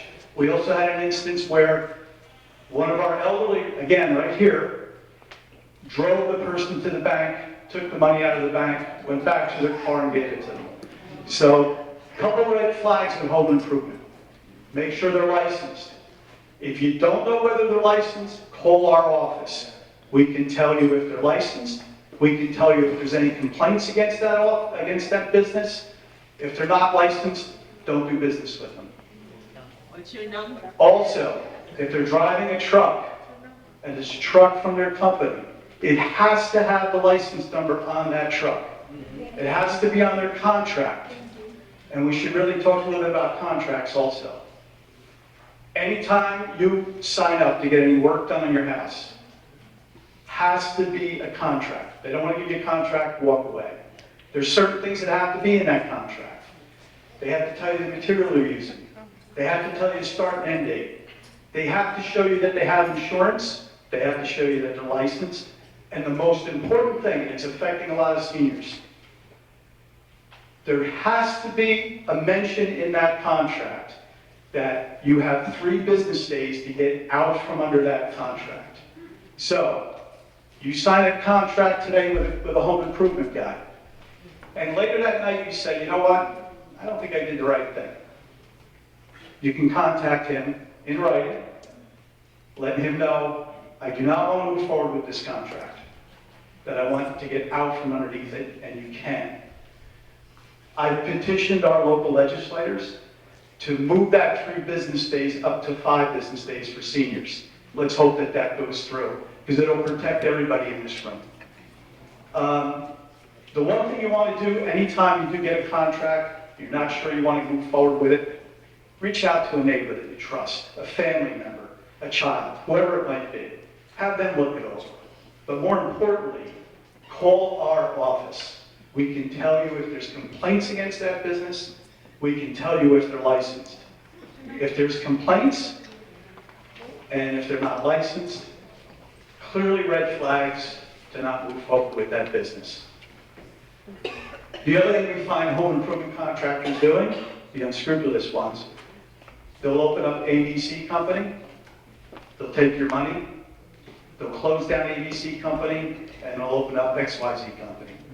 And we can't find them. So there's a lot of different ways that they operate, and unfortunately they do take a lot of money from seniors.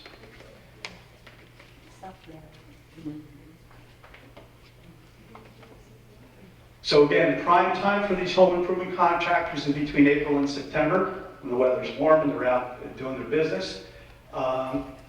They'll knock on your door. They give very high pressure tactics. And I can tell you another one that happened, just a quick example of what happened here in Woodbridge again.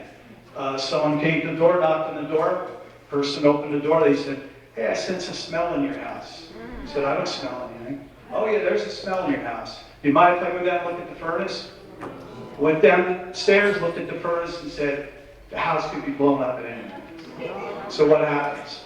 The person panics, they say, okay, you need to put a new furnace in, and the furnace is operating fine. And they go ahead and do the job. Demand cash. So there's a lot of very sneaky ways that they go about, and they target seniors. They often tell you that there's no need for a written contract. And as of December of 2005, projects costing more than $500 require written contracts. Also has to be signatures on that contract also. Again, another red flag is demands cash. Used car purchases. So vehicles purchased from a licensed dealership, licensed is a key word there, that are less than 7 model years old, have less than 100,000 miles, and have a minimum purchase price of $3,000 are covered under the used car limit law. However, the vehicle must be brought to the dealership for any repair. So I do want to tell you, again, an example right here in Woodbridge. I don't know if you see them, a lot of pop-up car dealerships on corners. You drive on Monday, you see it, by Friday it's not there anymore. So what they do is they pop up, they sell cars, and they're gone forever. We get a call, hey, ABC used car sales right on Main Street in Woodbridge. Bought a car there, had problems with it. You go there and you look and they're gone. So it's unfortunate. So 30 days or 1,000 miles for a vehicle with 60,000 to 100,000 miles on it, odometer. Again, it's just going over what the parameters are. 60 days and 2,000 miles for a vehicle with 24,000. 60,000 miles on its odometer, and 90 days for 3,000 miles for a vehicle with 24,000 or fewer miles on its odometer.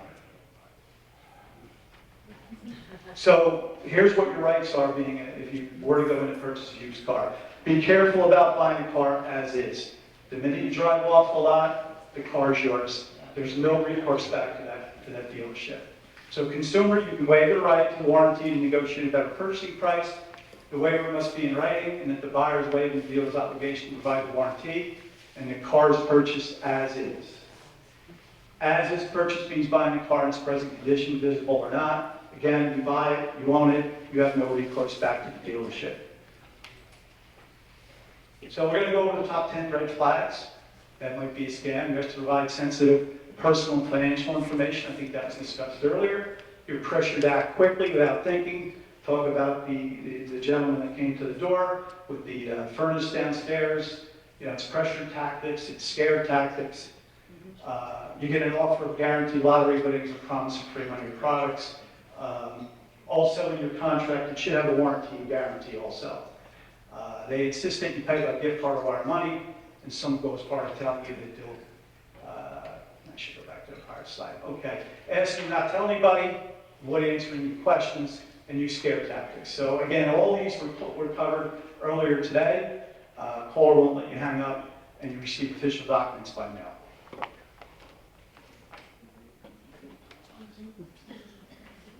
Okay. And let's go over some top tips to avoid scams and fraud. Beware of people who meet on the internet, especially if they make excuses not to talk to you on the phone or meet you in person and ask for money. Hang up. That's the key. If someone calls asking for money or personal information, hang up. If you think the caller might be telling you the truth, call back to a number you know is genuine. Call your police department also and let them aware that this stuff's going on. One thing I did want to mention about home improvement contracts. If you're in the unfortunate situation where you do give money and cash and no work is performed, it's theft. So report it to the police department. Let's just hope that never happens. Scammers prey on fear and scare you and may take immediate action. Before you've provided your personal information or issued payment, verify the business, check out the story. Again, I can't tell you enough. Call our office, 732-398-2300. We have pamphlets in the back. Please make sure you pick up one. One more thing I will tell you, and then I'm going to allow it to go to Matt Weights and Measures, is anytime you want to buy an appliance, a car, hire a home improvement contractor, call our office. We can tell you if there's complaints against any of those businesses. So it's a way to protect yourself, because if you call, we can't give out personal information, but we can certainly tell you, hey, there's been 3 or 4 complaints against that business. So it's a red flag for you. So again, if anybody hasn't picked up our folder, it's in the back. Make sure you pick up one. Don't hesitate to call our office. Any type of concern, please call. Okay? Thank you very much. I'll take some questions. Yes. Yes, let me go over that number again. It is 732-398-2300. There's 3 investigators. You can speak to any one of us and any concern that comes up. Yes?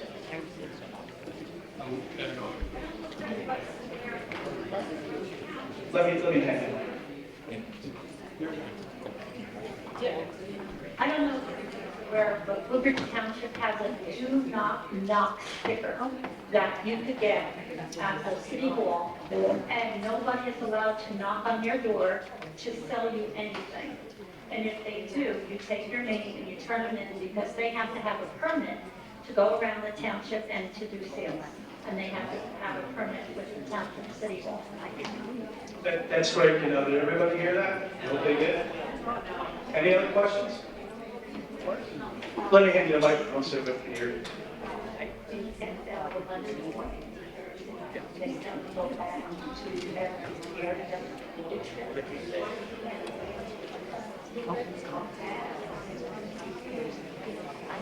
I would suggest that if you have a situation like that, call our office. Every situation is a little bit different, so I would prefer that you speak to us directly if you are affected by that. Okay? Thank you. Any other questions? Right back here. We get a lot on here where they would solve the I told them, we get a lot of solar panels, they keep coming around constantly. That question was about solar panels. Yeah, and again, it's high pressure tactics. You can get a roof for free. I would say be really careful. Call our office, see that they're licensed, and ask if you do move forward with them. Call our office, see if there's complaints. Make sure that we tell you that they're licensed, and if you want to move forward with them after that. But it sounds to me like it's high pressure tactics. But it's constant, they keep coming. Yes. Yep. Anyone else?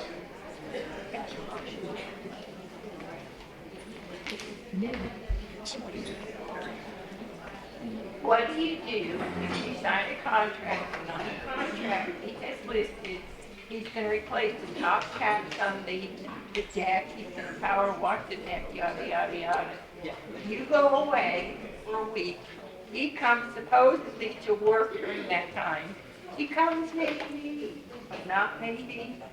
And then he switches what he was going to do. Instead of replacing the top caps, he replaced the uprights. Can't do that. And that's why it's important that you have a contract, number one. Number two, make sure that it's spelled out exactly what he's going to do. In fact, and I've often told people this, and I'll give you an example. If somebody's going to replace a door as part of your contract, well, you don't know if it's a hollow door, you don't know if it's a solid door. Get it written in the contract that you want a solid door, you want a hollow door. It protects you, so you can't go back and say, well, yes, for a door, I gave you a door, I gave you a cheap door. So it's important that you get as much information in that contract, make sure that it's materials that are laid out to be used. And again, your question about him coming back or leaving for a week, every contract has to have a start and end date, has to.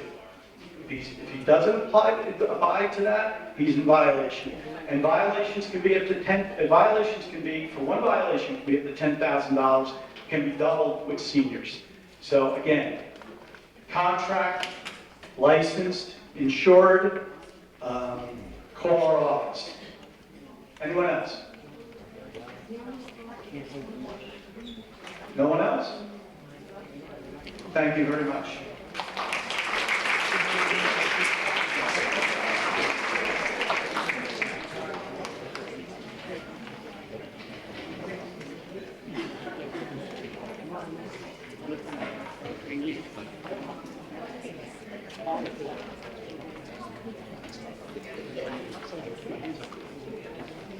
Okay, thank you so much. My name is Matt Flower. I'm Deputy Superintendent of Weights and Measures for Middlesex County. Just like Consumer Affairs, probably a lot of you don't know about weights and measures and what we do, so hopefully you learn a little bit about what we're out there doing every day. So what is Weights and Measures? We're a law enforcement agency. A lot of people like to think of us as the gas and grocery police because that is what we spend most of our time dealing with. Right, so a big thing is that anything you buy by weight, length, count, quantity, weight, somehow we're going to stick our fingers in and we're going to get involved to make sure that that sale is fair and equitable. All right, so we inspect and certify devices used to measure and sell goods. And we audit a lot of different types of businesses to make sure that their business practices are good and that nobody's getting ripped off. All right, we investigate consumer complaints. So what kind of devices do we inspect? Scales. We inspect a lot of scales. We see them at grocery stores, delis, cash for gold, warehouses, any kind of manufacturing facility, healthcare providers. They all have scales that we certify. Any scale used for some type of commercial transaction has to be inspected by us. Right? Timing devices, laundromats. You pay by like 25 cents for 8 minutes.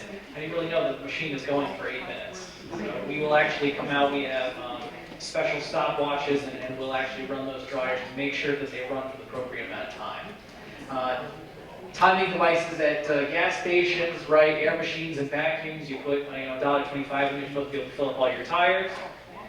So we also do tanning beds.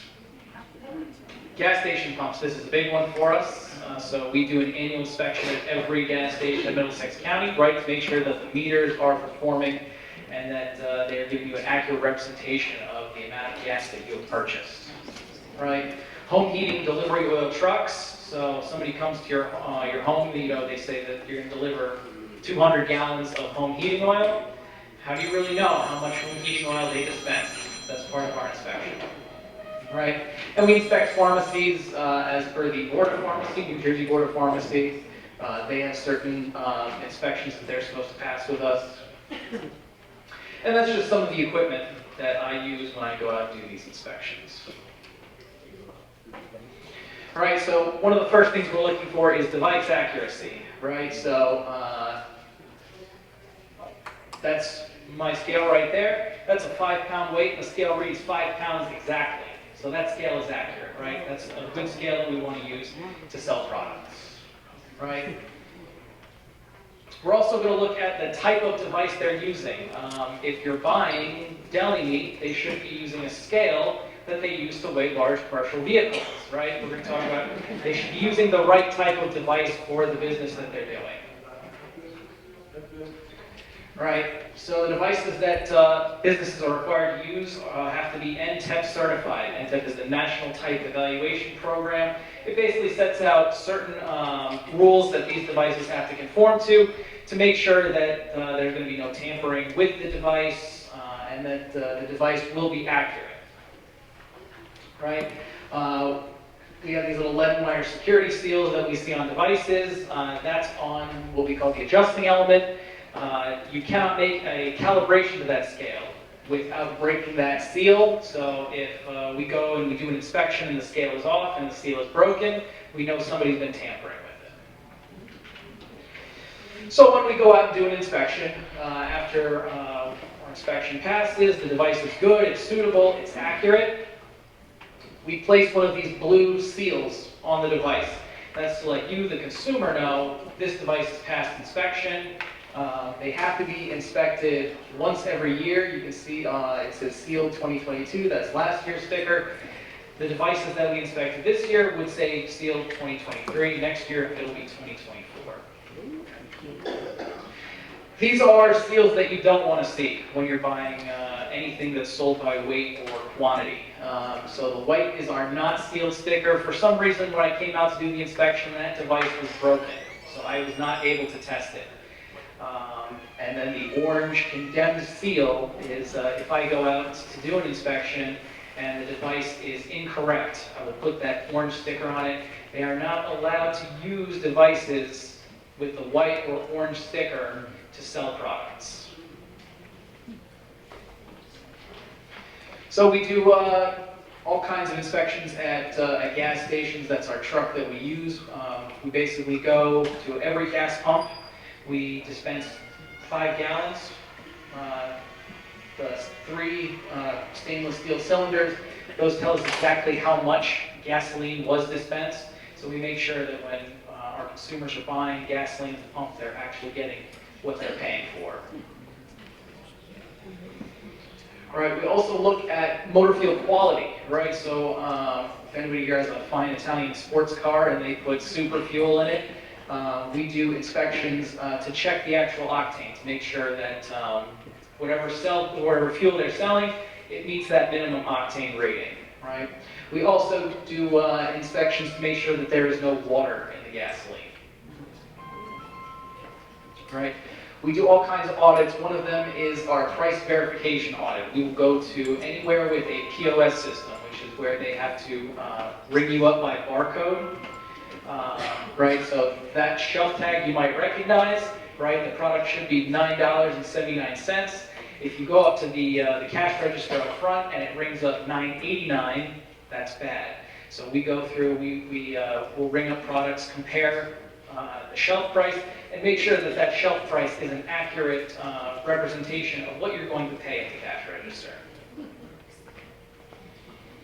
We do packaged commodity audits, so we'll go into anywhere that sells any kind of good by a packaged commodity, and we'll first look at their labeling, right? So everything's supposed to have a label on it, and there are lots of rules about what has to be on that label. So the three big things we look for are product identity, product responsibility, and a statement about net content, right?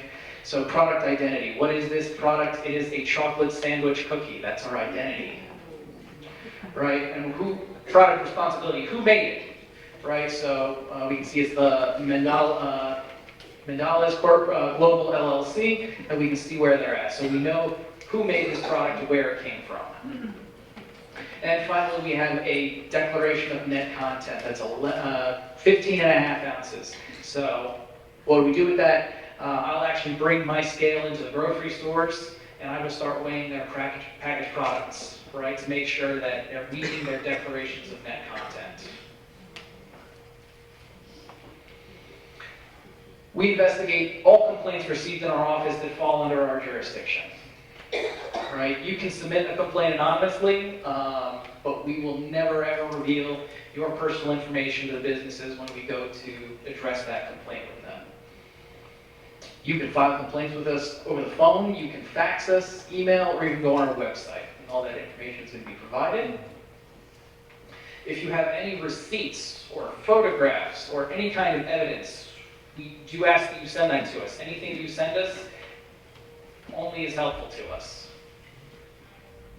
Right, there's our phone number and our email address, and that's also going to be at the end. I believe it's also in your packets.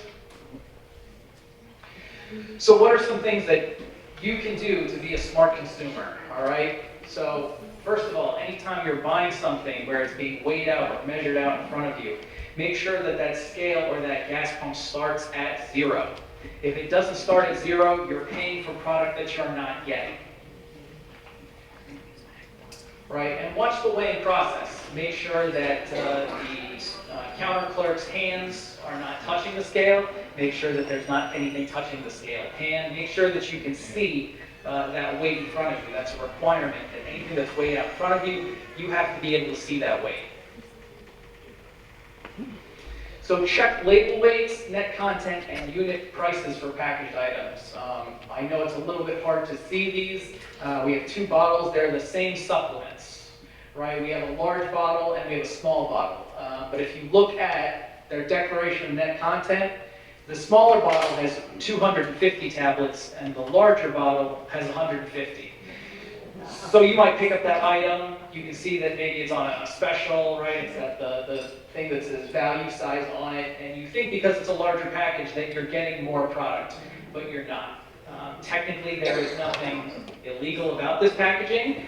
It seems very dishonest, but it's up to the consumer in a way to check that net content and make sure you know what you're buying. Right? My suggestion is always get a receipt when you fill up with gas. Always, they're required to be able to provide you a receipt. If you ask for it, they're supposed to give it to you. And when you get that, before you leave, check all of the information that's on it. Check to make sure that the same price per gallon that they're advertising is on it, and that the right gallons that is shown on the pump is on your receipt. We've had a lot of complaints where somebody pulls into a gas station, right, and the price is $3.59, and then they look at their receipt at the end and they got charged $3.69. So it's always important to make sure that you know what you're being charged. And that's our information. If you have any questions, if you have any concerns, you can always call us. I believe that's a Department of Health issue. Any other questions? Card scams, your thoughts on that on Asian out of state? We have to pump their own gas and cards. In terms of card skimmers, that is a very new and emerging hot topic in the field of weights and measures. It's not even really something that's under our jurisdiction, but it's something that we are trying to get involved in just because we spend so much time at gas stations. It's really important as a consumer who has a credit card to keep an eye on your statements if you see suspicious activity. There are certain tools that are out there to help, help us detect, skimming devices. But the technology is just going, it's so far ahead of us, and every time we make a step towards figuring it out, the crooks get that much smarter. Now they're using Bluetooth devices, so they don't even have to go back to the gas station. They can park across the street and download all the information that they stole.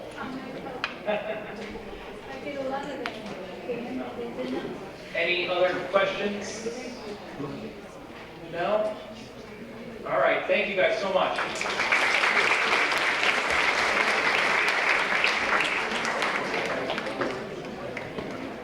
Thank you both, Thomas and Matt. Okay, we have one more speaker. Glenn Easy, who is a tax specialist with Internal Revenue Service, will be speaking on scams and tax-related identity theft for individuals.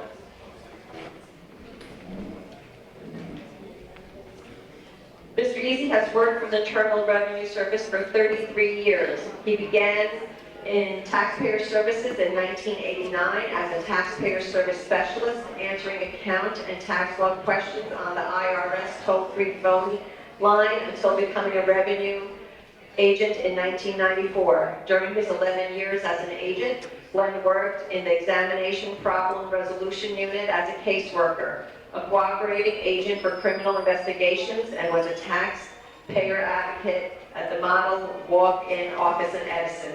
Glenn also is a certified instructor for the IRS and has spent 4 years training the new incoming revenue agents from 2001 to 2005. Additionally, Glenn worked in the former Taxpayer Education and Communication Division during its stand-up in 2001 before it was eventually realigned into Communications and Liaison.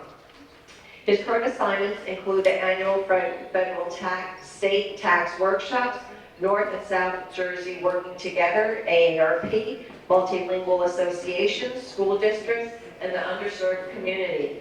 Glenn is currently assigned to the Edison, New Jersey office. So welcome, Mr. Thank you. Thank you very much. Well, I think it's now afternoon, Darrell, so it's a good afternoon before. So I'm the last speaker, so I know I'm between you and the end of the day, so I appreciate you listening to me for a few minutes. I love talking about tax scams.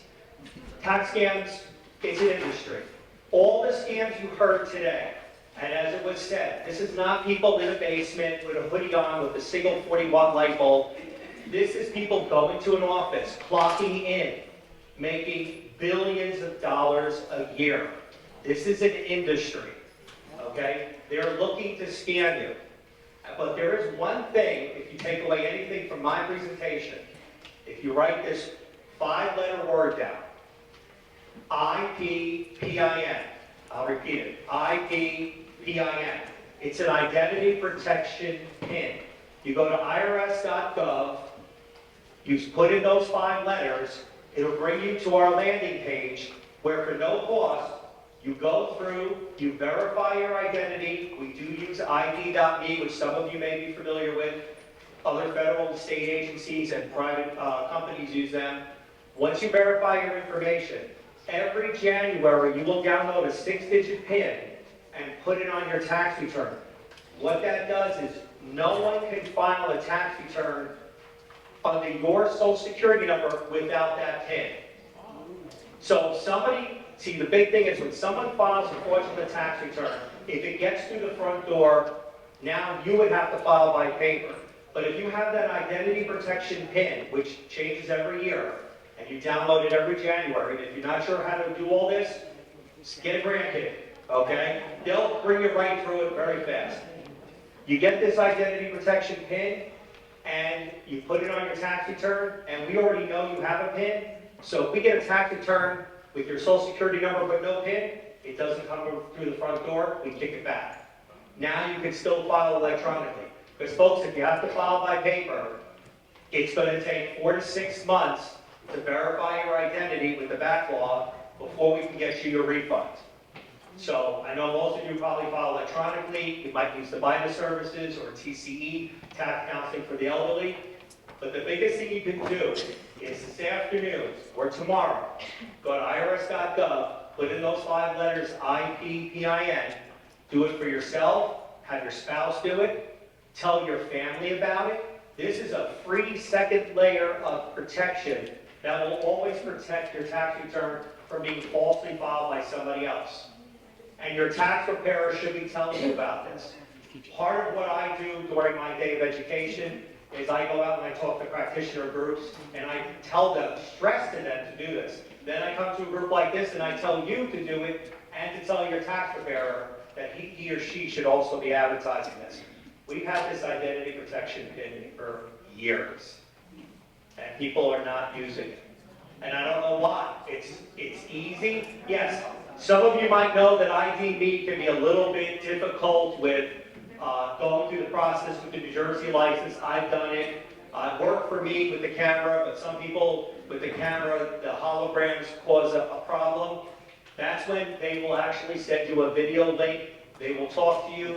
You'll show them the photo ID. They will walk you through it. Some people will take 15 minutes. Some people will have to do a second meeting with them actually on the phone or through video. That's okay. Don't get discouraged. You're verifying yourself. And by the way, once you're in ID.me, Social Security uses it, other agencies use it. You can actually then just simply add them into your profile. Okay? Yes, ma'am. Repeat it again slowly. IP as an identity protection, PIN, P-I-N. So just those 5 letters, IP, P-I-N. Put that in irs.gov in the search box, and it'll bring you to our landing page. So if there is a number, I'll have to get it for you. There is a phone number. You have to then fill out a form. So see me afterwards. I'll be here, and I'll get you that information. Actually, it might even be on one of my slides. I did a very reduced slide. So just really quick, isn't just the IRS out here talking to you. The Middlesex County Prosecutor's Office was here. Postal Inspection was here. Department of Weights and Measures on the web for everybody to go back to get the phone numbers and all that helpful information. We work with all the tax software companies. We work with all the major practitioner organizations out there that do your tax returns to make sure we're all on the same page. Okay? Because we also want to make sure that everyone is protected. You'll see up here, there's a whole bunch of common scams. We talked about a lot of these today from the other speakers. The one I'll bring up is the one I added at the bottom. If you worked during the pandemic, you might be entitled to up to $26,000 from the government. So you say, ooh, let me click on that link, and you go through it. They ask you for your name, address, date of birth, social security number. They have all your personally identifiable information, which we call PII. And then the last thing they say, are you an employer or an employee? You say, oh, I was the employee. And you click the box, and they say, sorry, you don't qualify. But now what have you done, folks? You gave them all your information voluntarily. Okay? We realize we call it the Employee Retention Credit because it's for the employers who kept people working in the pandemic, even if they didn't sell their product. But they kept them employed. So the government is giving them a credit, but the credit's for the employers. The employee got a paycheck. They don't get anything else. They got their paycheck. It's the employer who lost money that we're going to give up to $26,000 per employee. And right now, there's two scams going on. One is directed at the employees, and you'll see that a lot on social media. The other one is actually directed towards the businesses, telling them they'll get all this money. But as with anything, there are rules. There is a procedure. And since this has been out for 2 years, most companies had already applied for it. Now companies feel like, oh, you know, I didn't apply for it because I thought I didn't qualify. And then these mills, as we call them, are pushing them to apply. And the mills, of course, say, well, we'll get a percentage of that money, but you have to do what? Pay it up front. Just like Darryl said, don't pay to play, okay? So I realize many of you might not be operating businesses anymore, but if you know your kids are or whatever, and they're getting these employee retention credits, calls, or emails, or social media texts, that's why we call it smishing, social media phishing. You know, tell them no. Tell them go to their tax advisor, and they'll help them out with it. How do you know that an email you receive from the government is incorrect? Well, one, there's a lot of misspellings. Two, the IRS is never going to send a bill via email, okay? We don't call anymore. We used to, but we don't do that anymore. If you get a call from me, that's different because I'm confirming I'm coming out to speak. But no one's going to call you up out of the blue and say, hey, you owe this money, and if you don't pay it right away, we're going to have the sheriff's department come and arrest you. Now, normally in this presentation, I would then turn to the guy to my right, his name is Rob, who's a criminal investigator, because we have our own criminal investigation department that arrests taxpayers. We don't need the sheriff's department. We don't contract out that kind of work. And we would not give you a head start to begin with, okay? They just show up. There's a knock at your door at 6 a.m. It's those guys, okay? So we don't just call. First of all, every taxpayer who owes us money already knows they owe us money. They file the tax return, they couldn't pay, they're kind of ducking us, and that's fine. We have a collection department that will send them a letter, and then they will make appointments with them to come in and discuss an installment plan, okay? Which you can do online yourself. If you ever run into a tax problem, folks, and suddenly, you know, something happened, you sold some stock, you got a bill you didn't expect, don't panic over it. Reach out to the IRS, and we will help you go through an installment plan. If you have a tax advisor, they will help you go into an installment plan. It just takes about 10 minutes, and then you have peace of mind. Yes, there's penalty and interest, but the quicker you pay it off, the quicker it's gone, all right? Sometimes you have those attachments, or it's been mentioned before, there's a level of panic, okay? We get a lot of people who tell us that, you know, someone calls up and says, hey, this is the IRS, if you don't pay this bill of $5,000 within 45 minutes, we're gonna come and arrest your spouse. Most spouses say, go ahead, okay? That's not a problem, okay? I get that phone call. I got a phone call at my desk in Edison telling me I owe money to the IRS. I said, if I did, I would have been fired. So I said, do you want me to go downstairs and pay the bill now? And they said, wait, where are you? I said, I'm at the Internal Revenue Service. Click, okay? We get those phone calls. I get the daily texts about the Camp Lejeune and all these other ones. Listen, folks, you're all intelligent people. You're here to take this information and give it to the people who are not in this room. Okay? That's what you're going to do. And the people who left, you didn't hear me speak. You're going to give them this information, and then you're going to talk to your family and friends and tell them everything you learned today so they're not victims of, you know, all kinds of scams.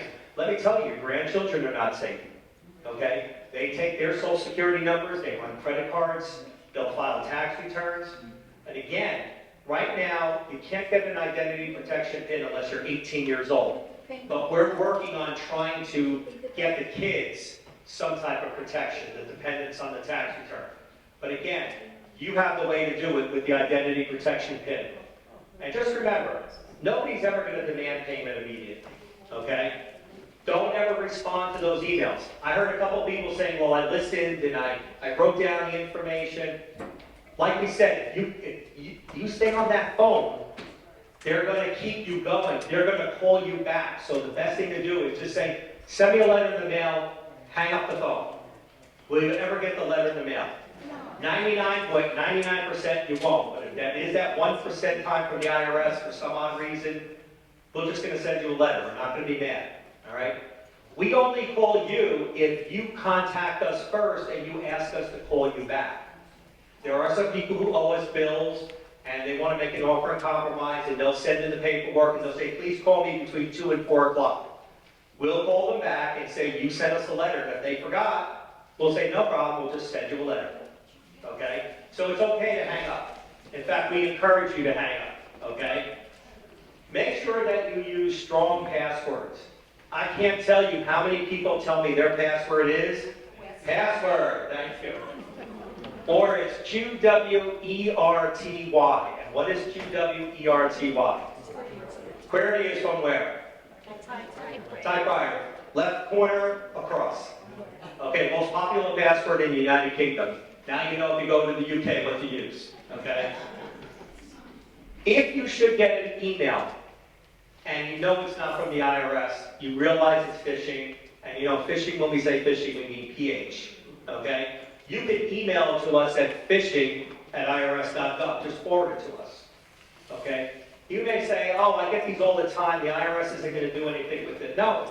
We take all that and it's what helps build cases against these people when we find these companies. And when we're going to go to them and we're going to prosecute them, we're going to use all of that data that you sent us as part of the grand jury case. All right? If you have an identity theft problem or know somebody who does, this is a one-stop resource, identitytheft.gov. You're also seeing a theme here. Everything is .gov. There is a false IRS website out there called irs.com. It looks like our website, but they charge for everything. That's not us. That's free enterprise. We can't stop them. Okay? Everything would be .gov for government. Okay? Always keep that in mind. If you get something in the mail, email, put your cursor over it, and all of a sudden you'll see a different string show up. You might see the letters .de or .it. Those are country codes. What's DE? Germany. Who said Germany over there? You got it. Deutsche, Germany.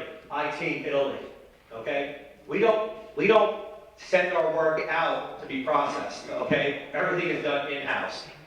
And if you get a phone call from the 202 area code, which is what, Washington, D.C., yeah, you're not going to get a phone call from the commissioner. Okay? That's the executive staff. All the employees work in Maryland and the rest of the country. Washington, D.C. is simply the executive staff. They're not going to call you. Okay? Identity protection PIN. And if you get ready, you'll see the form number come up, I think. Hold on a second. Okay, let me go back. So, I'm sorry I don't have the form number, but I'll get it for you.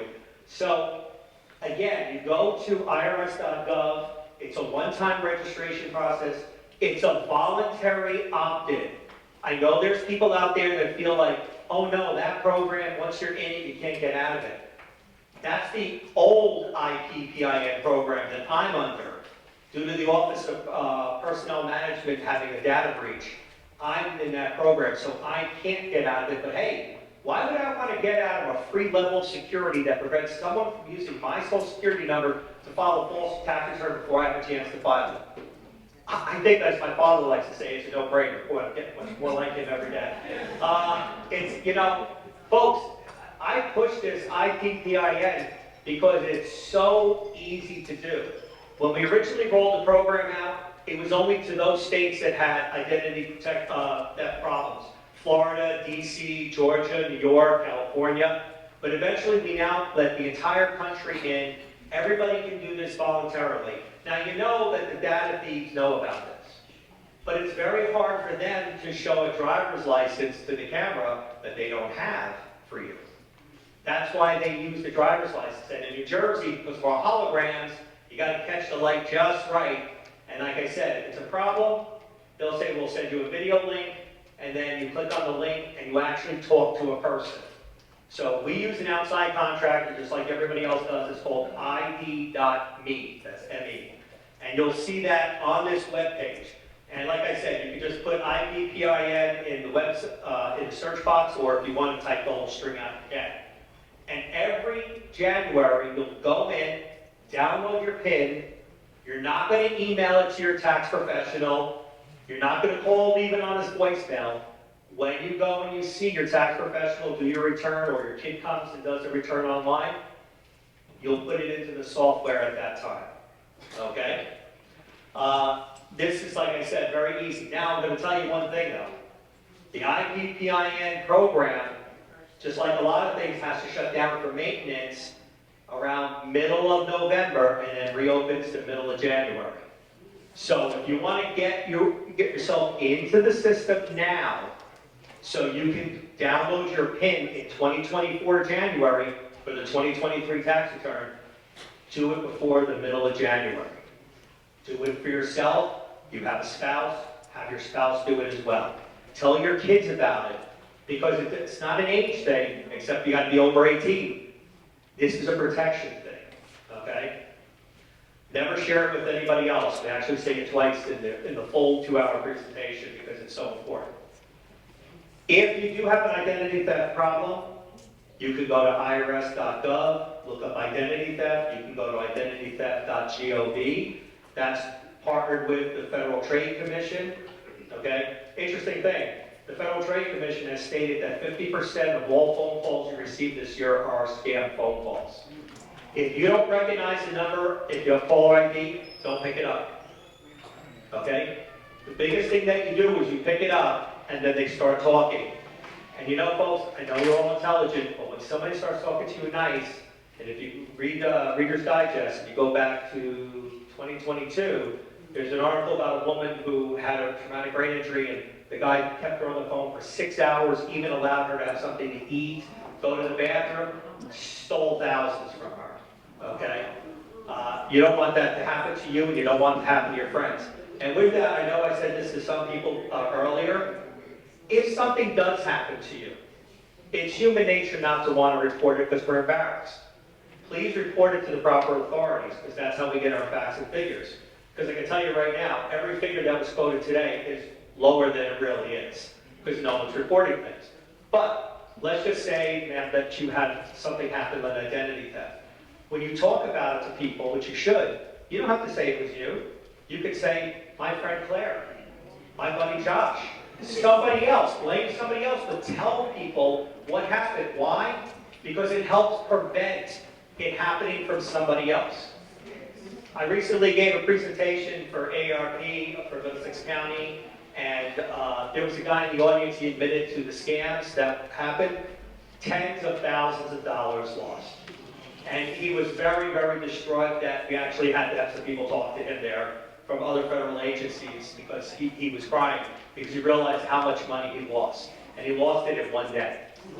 The scammers, like I said, they're there to take it from you. That's how they make their money. They don't have legitimate jobs. This is their job to do. All right? Listen, I'll repeat it again. And we always make jokes. You know, the IRS is never going to call you. We don't do that anymore. Okay? We don't call out of the blue and say, listen, you've been selected for audit. We send you a letter. You give that letter to your accountant, and they'll deal with us. If somebody calls and says, you owe the IRS money, and they start talking, say, excuse me, send me the letter, hang up the phone. Okay? They'll never send the letter. If they do, we're going to call Carol, because we're going to have a whole thing, we're going to have a joint investigation, because that's mail fraud. Okay? And it does happen. But if you get a letter and you're not sure, give it to your accountant. Call your child, and then, you know, your adult child, and say, hey, can you help me out with this? I think we're okay, but this is kind of weird. And have somebody else look at it. Trusted neighbor if the children are not in the area. We're never going to threaten to bring in the police. And if you have any friends who may have recently been to this country or still feel they're an immigration, you know, an immigrant, we're not going to call immigration up. We don't do that. We work with them for education, but we don't work with them to report people. Okay? That's why some criminals will actually report their illegal income on Schedule C, sole proprietorship, so they pay the taxes on it. So this way, they legitimize their money to the IRS, and we're not going to hand them over to somebody else because, hey, they paid the taxes on the money, okay? We're not going to ask you to pay, let me go back, we're not going to ask you to pay by gift card. Green Dot, I heard earlier, is a popular one. iTunes. We don't ask people to do that, okay? We don't demand that you pay by a gift card. We will send you a letter, you can mail a check into IRS, you can go to irs.gov, you can do direct pay, and for those who really, really want their miles, you can go on irs.gov and look up credit card payment, and we'll give you the toll-free number for a company that contracts the IRS. You will pay them a fee, but you'll get a ton of miles, okay, on your card. If that's what you want, you can do that. But that's not how we request payment, okay? I heard earlier, I agree, never send, cash in the mail. You can send money virtually, okay, or say electronically, so this way it gets there safely. But then, of course, they're going to say, well, Glenn, I'm going to get a 1099K that's over $600 in total. Yes, but that's just how we have to watch, everybody who's sending money virtually or electronically. Okay? But that's a safe way to do it, but we don't want to take away from our friends in the post office, but I had to mention that. So, and he's not really post office because he's postal inspector. So. All right, so never share your information. You'll learn that today from everybody. Don't give out your social security number. You'll learn that from everybody today. Be vigilant. If it's too good to be true, you know it is, folks. Okay? You know it is. You're smart, intelligent people. Pass this information along. If you're part of any other civic group, okay, or community group, and they're looking for speakers, look at the people who are here today. These are the local people. Okay, I'm 5 miles away. I'm right over in Carteret. This is wonderful to come over here and speak to your group. Okay, so we're all here to help you. But again, you have to do what? Use the information we give you. If you don't use the information, then unfortunately, if something happens, it's harder to pick up the pieces than if you did the prevention. Prevent identity theft and scams by not falling for them and protecting yourself. Does anybody have any questions for me from IRS? I don't do individual tax returns. I can't look at your accounts, things like that. I'm in education only now. Yes?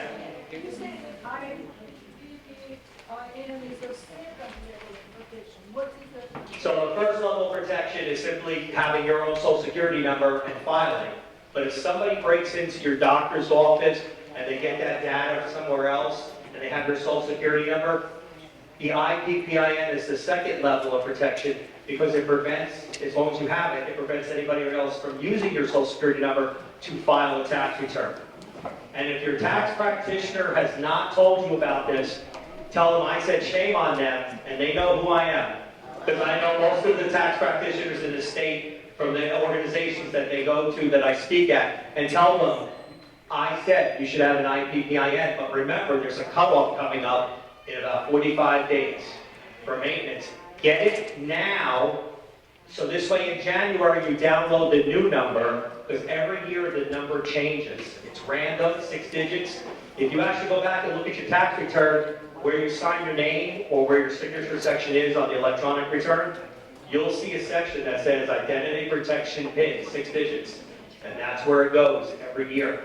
And every year there's a new PIN, just in case something happens. And if you do lose it, just go to IPPIN's website, the landing page here on irs.gov, and you can get it back. So it's not a problem. I'll turn it back over. If there's one last, I'll take one last question because it's almost 12:30.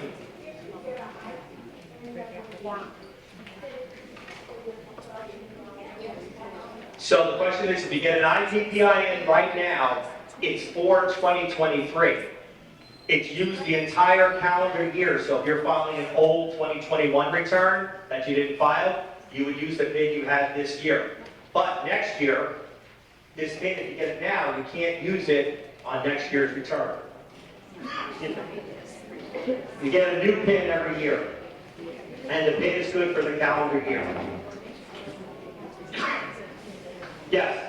You said there was a walk-in office in X. Okay, so there's not, if I said walk-in, I apologize because you can no longer walk into an IRS office.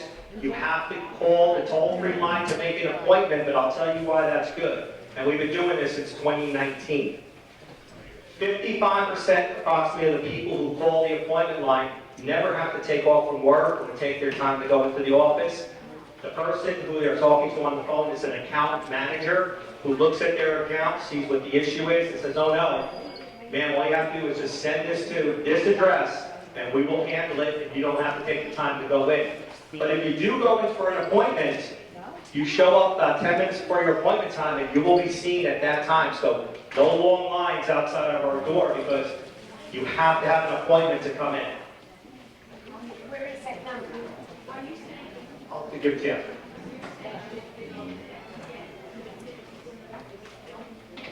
So if you go online now and do the identity protection pins, you're doing the registration process. They'll give you a pin for 2023, but you've all filed, so you don't need it, okay? But in January, you go back in, you log in, and you download your new pin for calendar year 2024, which goes, I know it sounds weird, on your 2023 tax return, because that's how it works. This is only federal, not state. As far as I know, the state of New Jersey does it, and they are my counterparts. I do presentations to them, and I will tell them, why don't they have an IP pin in 3 weeks when we do presentations together? I'll needle them with that and tell them they should get with us. Thank you very much. I'm going to turn you back.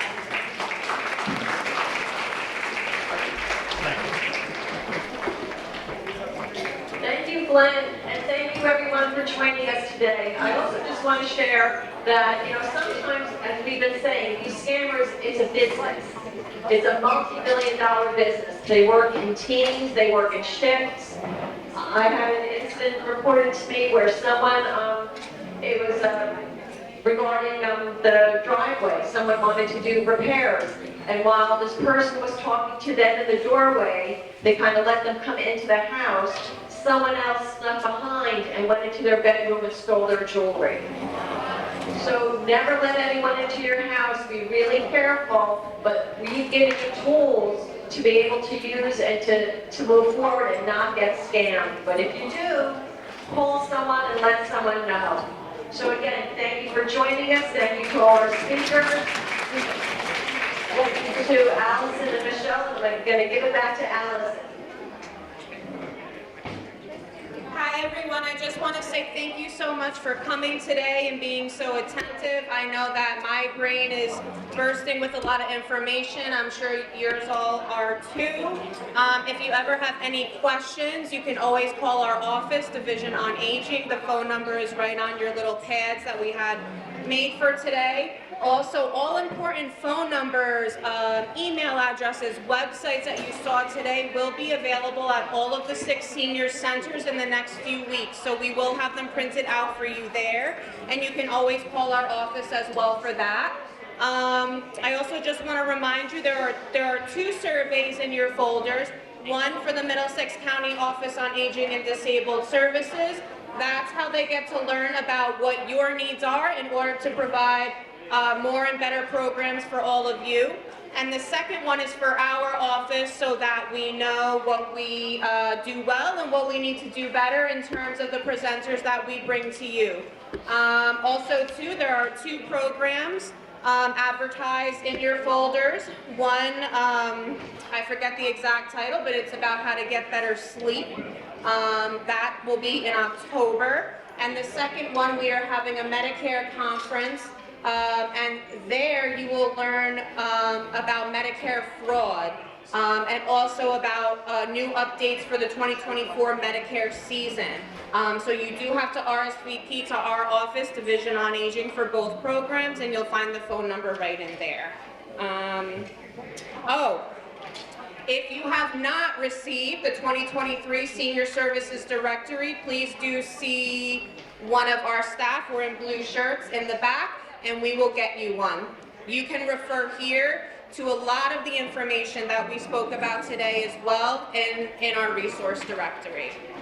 Okay? Thank you so much, and have a great day.